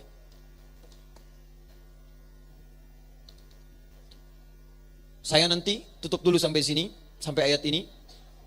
Quran surah 51 Adz-Dzariyat ayat 15 sampai ayat 23, paling kanan dari pertengahan sampai sedikit ke bawah. Baik. Innal muttaqina fi jannatin wa 'uyun. Sungguh ada orang-orang takwa akan ditempatkan di taman surga. Apa keutamaan taman surga? Akhidhina ma atahum rabbuhum. Mereka akan mendapati kenikmatannya langsung dari Allah tanpa perantara.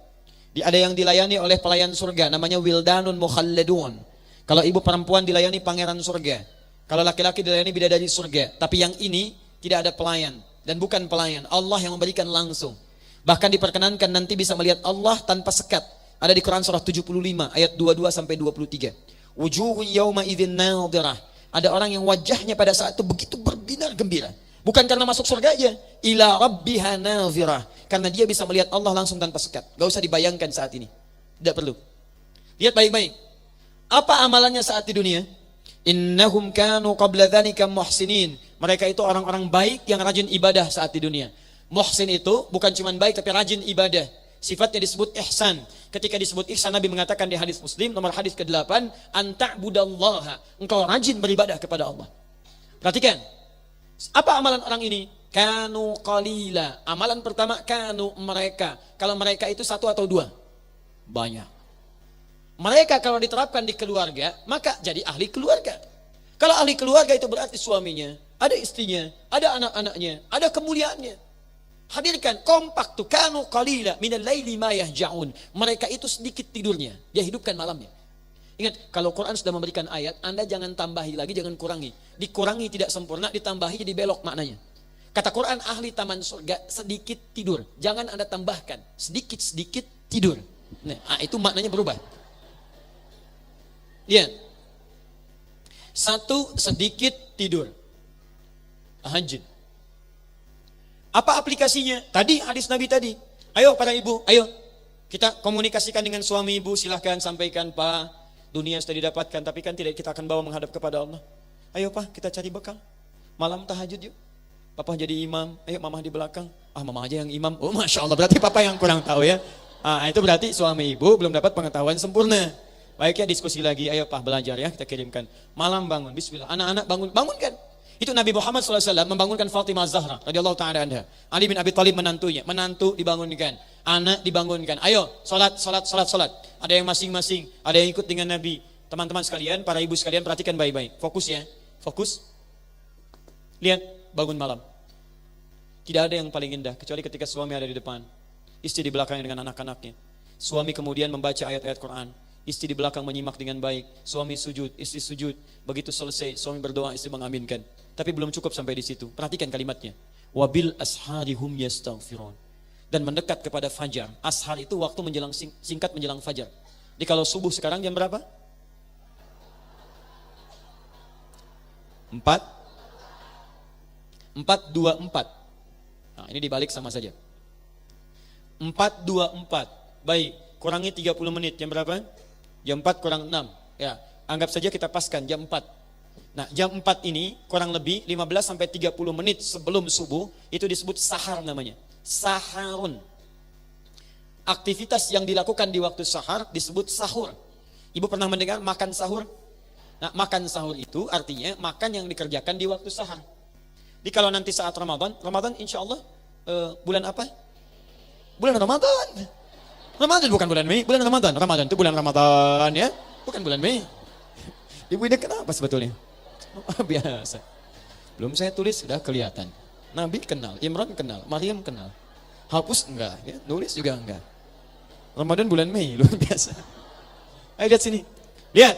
Nanti kalau ibu puasa di bulan apa? Alhamdulillah.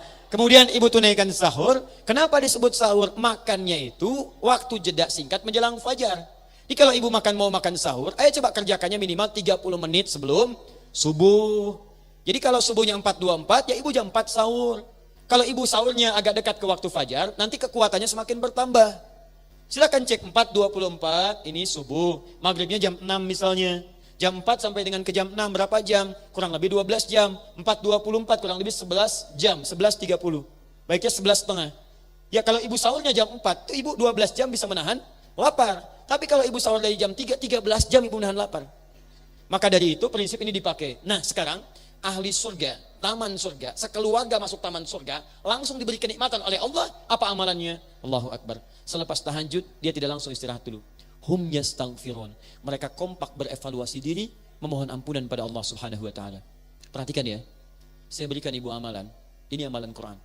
Kalau ibu tidak percaya silahkan ibu amalkan. Demi Allah ini jaminan langsung dari Quran. Ibu praktekkan, rumah tangga ibu akan diberikan ketentraman oleh Allah. Satu.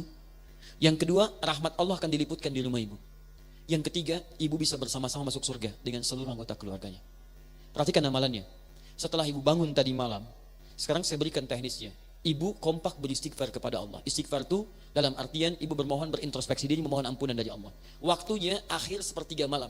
Ini sudah ada hadis qudsi jelas menunjukkan di waktu ini Allah berpeluang memberikan ampunan. Bahkan Allah tanyakan kepada hambanya, man istaghfara li ghafartu lah. Siapa yang mohon ampunan padaku saat ini, aku ampuni seketika. Lihat baik-baik Bu ya. Cara praktek sederhananya. Ibu sudah ibadah, walaupun sholatnya bisa terpisah atau ingin berjamaah, tapi untuk yang ini coba kumpul bareng-bareng di satu ruangan. Ibu, suami dengan anak-anak. Kalimat Qurannya hum, mereka. Yastaghfirun, kompak bermuhasabah istighfar. Cara memulainya bisa. Kalau saya laki-laki, saya mulai dari suami. Ya, saya hadapkan pada diri keluarga saya. Maafkan saya. Kalau selama ini saya belum bisa jadi suami yang baik. Anak-anak, maafkan ayah. Kalau selama ini ayah belum bisa jadi ayah yang baik. Banyak kekurangan yang ayah dapatkan saat ini. Yang boleh jadi Allah belum ridho dengan sikap ayah saat ini. Dan mohon maafkan kalau ini jadi hari terakhir dalam kehidupan ayah dan harus kembali di hari ini. Saya mohon ampun ya Allah, astagfirullah, astagfirullah. Ibu sambut di situ, Pak, maafkan mama. Kalau hari ini belum bisa jadi mama yang baik, jadi istri yang baik, sesuai dengan apa yang Allah harapkan. Anak-anak mohon maaf, kalau sampai hari ini mungkin mama jadi hari terakhir untuk kehidupan mama. Mohon ampuni saya ya Allah, ampuni saya ya Allah. Yang paling indah ketika anak-anak Anda mengatakan kepada Anda, ini sunnah. Pak, maafkan kami, maafkan Nanda, sampai hari ini belum bisa sholat dengan baik. Belum bisa memberikan mahkota, belum hafal Quran, masih banyak berbuat salah. Kemudian satu keluarga istighfar kepada Allah, ampuni kami ya Allah, ampuni kami ya Allah, astagfirullah, astagfirullahaladzim. Demi Allah saya katakan, saat itu rahmat Allah akan diturunkan di keluarga Anda. Dan yang paling luar biasa, kalau ibu mau coba, mulai malam ini ibu akan dapatkan ketenangan di rumah tangga Anda. Jadi begitu ibu bangun beraktivitas, sudah sholat subuh, itu hatinya tenang. Hati tenang, enak, nyaman. Kalau ibu gak percaya, silahkan ibu mulai malam ini. Praktekkan dengan suami. Ibu mulai. Biasanya kalau suami itu sifatnya didorong dengan masukan. Walaupun awal-awal belum terbiasa gak ada masalah. Pak, malam bangun, maafkan mama. Mama banyak salahnya. Memang. Ya, awal-awal begitu. Awal-awal. Ya, nanti kesana-kesananya dia akan mengerti sendiri. Ya, itu biasa itu. Ya. Jelas ya? Kalau ibu gak percaya, silahkan ibu coba. Malam ini ibu praktekkan tuh rumus Quran. Kalau ibu dapatkan seperti itu, saya jamin demi Allah saya katakan, silahkan bedakan rasanya dengan sebelumnya, rasakan bedanya dan pasti akan terasa bedanya. Ya kan lain. Ada ketenangan dalam jiwa, ada kenikmatan berinteraksi dengan anggota keluarga. Dan berita baiknya, Quran surah 52 ayat 21. Walladzina amanu. Quran surah 52 At-Tur ayat 21. Walladzina amanu. Dan para orang tua yang beriman kepada Allah itu. Wattaba'athum dzurriyyatuhum biimanin, lalu diikuti oleh anak cucunya semua beriman kepada Allah. Kompak tadi, alhaqna bihim dzurriyyatahum. Kami akan kumpulkan semuanya mulhaq. Mulhaq itu berdempetan, Bu. Jadi kalau saya pegang kertas begini, di belakang spidol ini, kemudian ada mic begini, dempet. Nah nanti ada satu keluarga masuk surga, masuknya berdempetan begini. Siapa mereka itu? Tadi yang saya sebutkan sifatnya.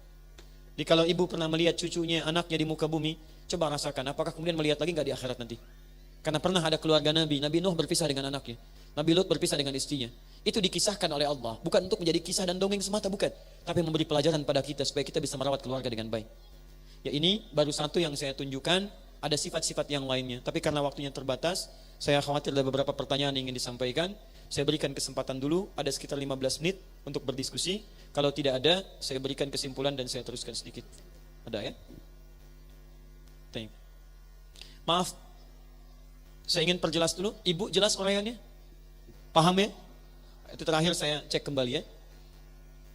Kita bahas baru sekitar 30% dari materi yang ada di Quran ya. Bismillah. Waalaikumsalam warahmatullahi wabarakatuh. Ustaz, ada beberapa hal yang saya tanyakan. Mohon maaf nanti kalau saya bacakan satu dulu di antara yang banyak persoalan. Kalau perempuan menjadi imam salat, di manakah berdirinya? Apakah sejajar dengan makmum atau di depannya? Tanya.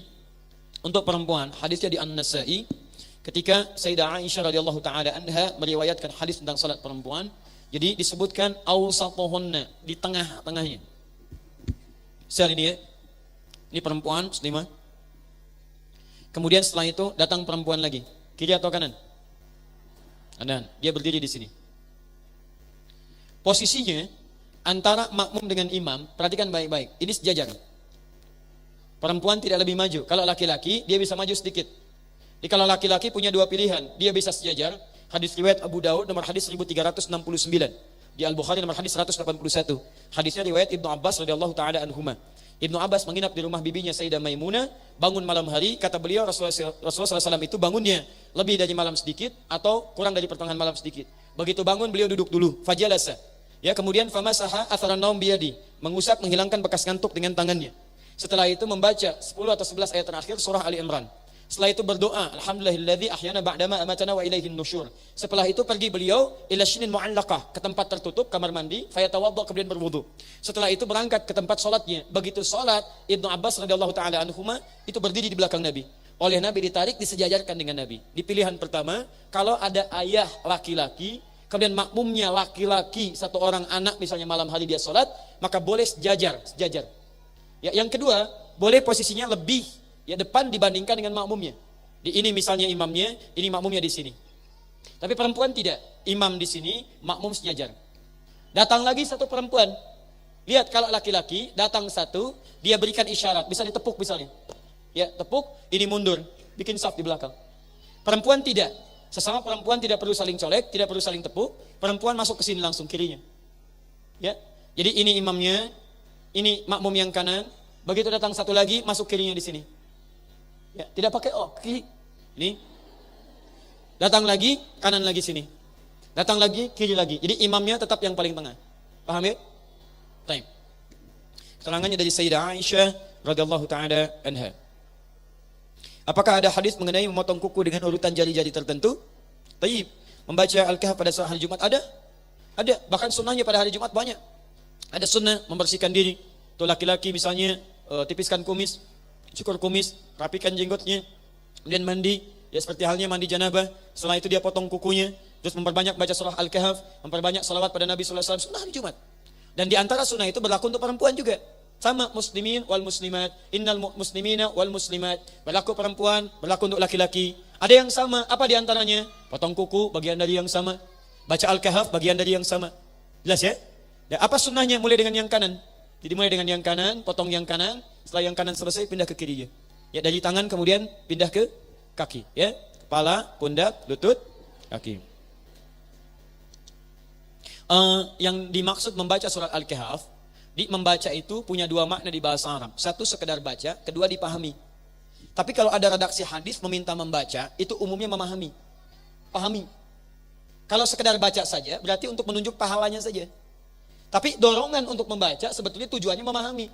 Ibu kan baca sesuatu supaya bisa paham isinya kan? Silakan ibu cek, ibu belajar sesuatu, kalau nggak paham, ibu nggak akan baca.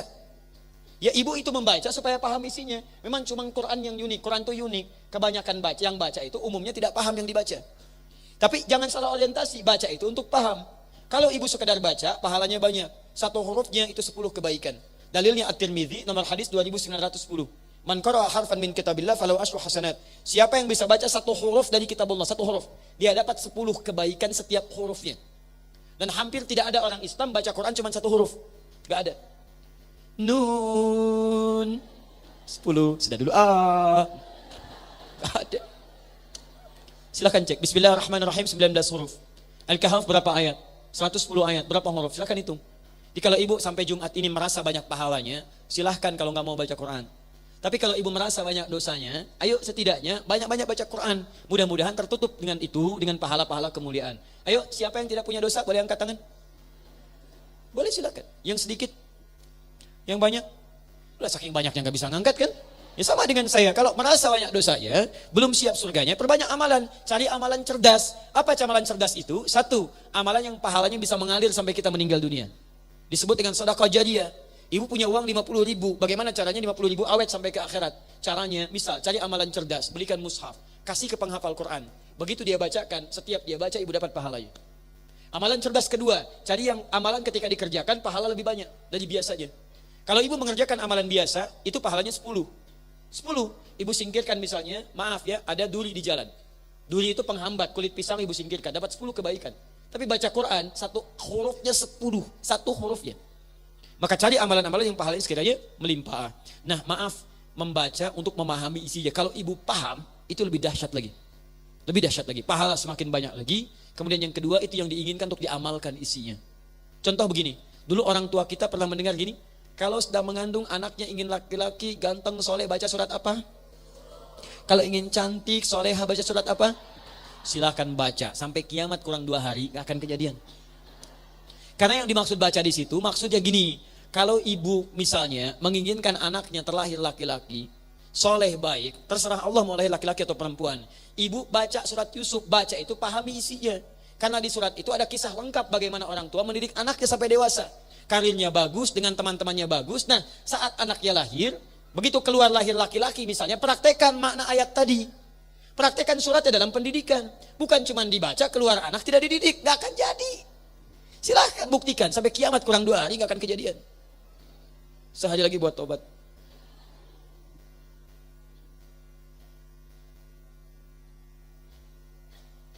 Suara wanita sama dengan suara pria dalam pemilihan umum di negeri demokrasi. Bagaimana tanggapan Ustadz memaknai demokrasi dalam melaksanakan sistem ini?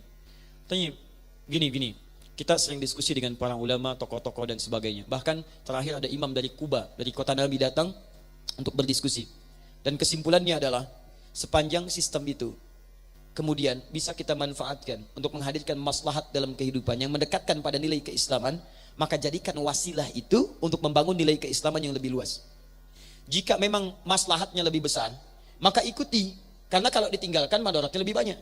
Anda boleh tidak sepakat, kemudian Anda tidak memilih, itu hak Anda.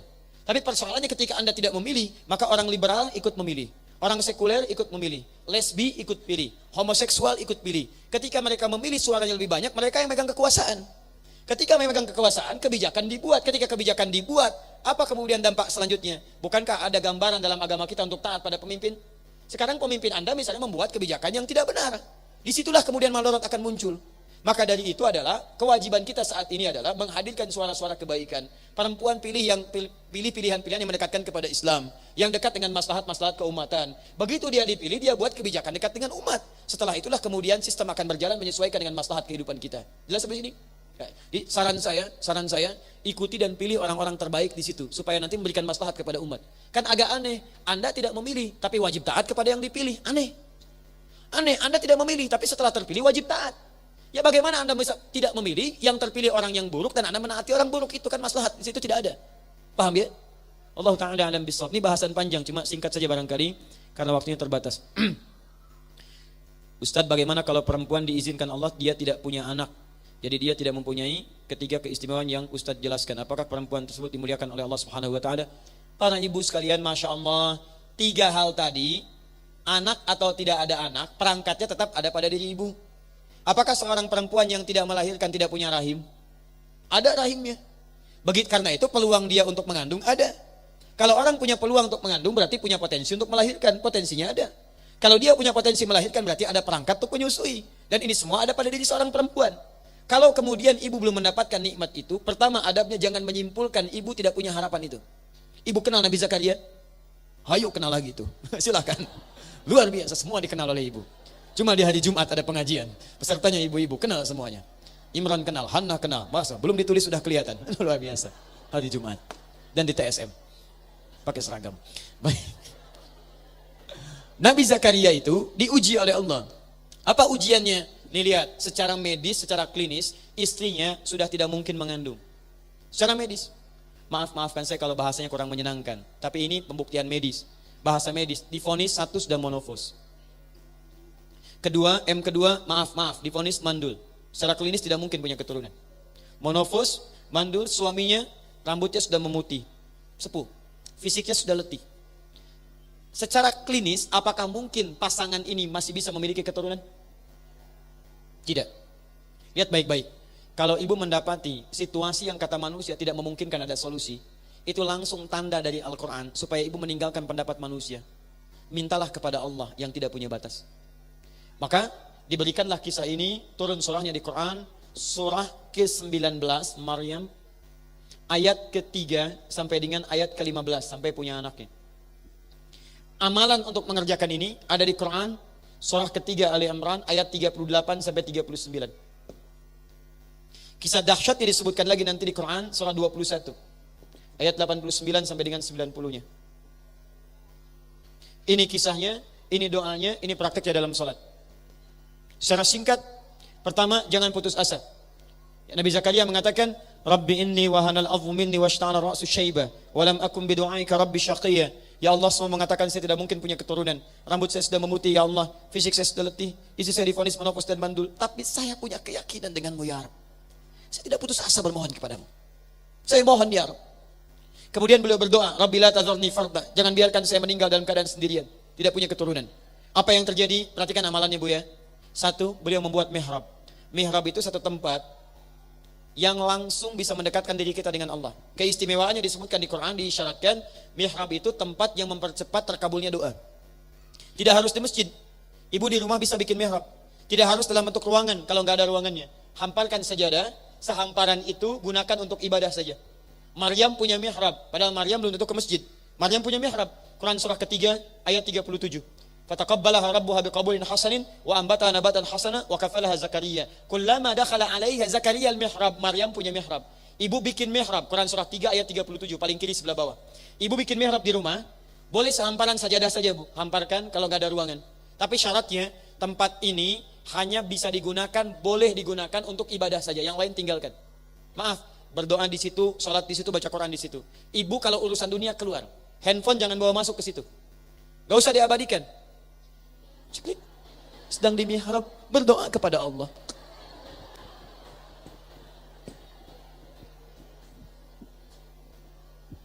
Ya Allah, aku sangat berharap, ditulis di status. Berdoa itu bukan di Facebook. Berdoa itu bermohon kepada Allah. Ya. Lihat sini baik-baik. Teman-teman sekalian, fokus baik-baik, bikin mihrab. Setelah itu tunaikan salat. Salat, bangun salat malam. Dalam salat minta kepada Allah. Seperti Nabi Zakaria meminta. Quran surah ketiga ayat 38 sampai 39. Hunalika da'a Zakaria rabbah. Di mihrab itu Nabi Zakaria berdoa bermohon kepada Rabbi. Qala rabbi habli min ladunka dzurriyyatan thayyibah. Adab berdoa, kalau ingin memohon cepat dikabulkan, sebut nama Allah yang Al-Asmaul Husna. Itu ada isyaratnya di Quran surah ke-17 ayat 110 sampai 111. Nanti di ujungnya Qulid Allah awid ar-Rahman ayyamma tad'u falahul asmaul husna. Kalau Anda punya masalah, kata Allah jangan mengeluh. Ingat Bu ya, tidak ada ayat keluhan di Quran. Kalau ada ayat satu saja meminta mengeluh, saya orang pertama yang akan mengeluh. Kalau ibu punya masalah, kata Allah jangan mengeluh. Ya Allah, kenapa mesti saya? Why me? Kata Allah, why not? Kenapa tidak? Jangan mengeluh. Apa yang dilakukan? Alih-alih mengeluh, sebut nama Allah, kulin Allah, minta solusi kepada Allah. Awid ar-Rahman, sebut namanya Rahman. Tapi lihat rahasianya.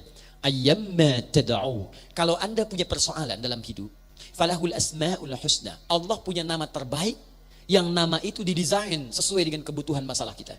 Jadi kalau ibu punya masalah misal, cari nama Allah yang sesuai dengan masalah kita. Ibu punya masalah rizki, suami punya masalah di pekerjaan, sebut namanya ya Allah ya Razzaq. Ibu punya persoalan ya Allah ya Sabr.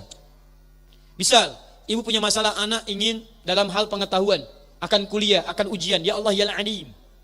Ibu misalnya suami ada yang ganggu, ya Allah ya Jabbar ya Malik. Ini Nabi Zakaria punya persoalan. Divonis oleh manusia tidak mungkin mendapatkan apapun.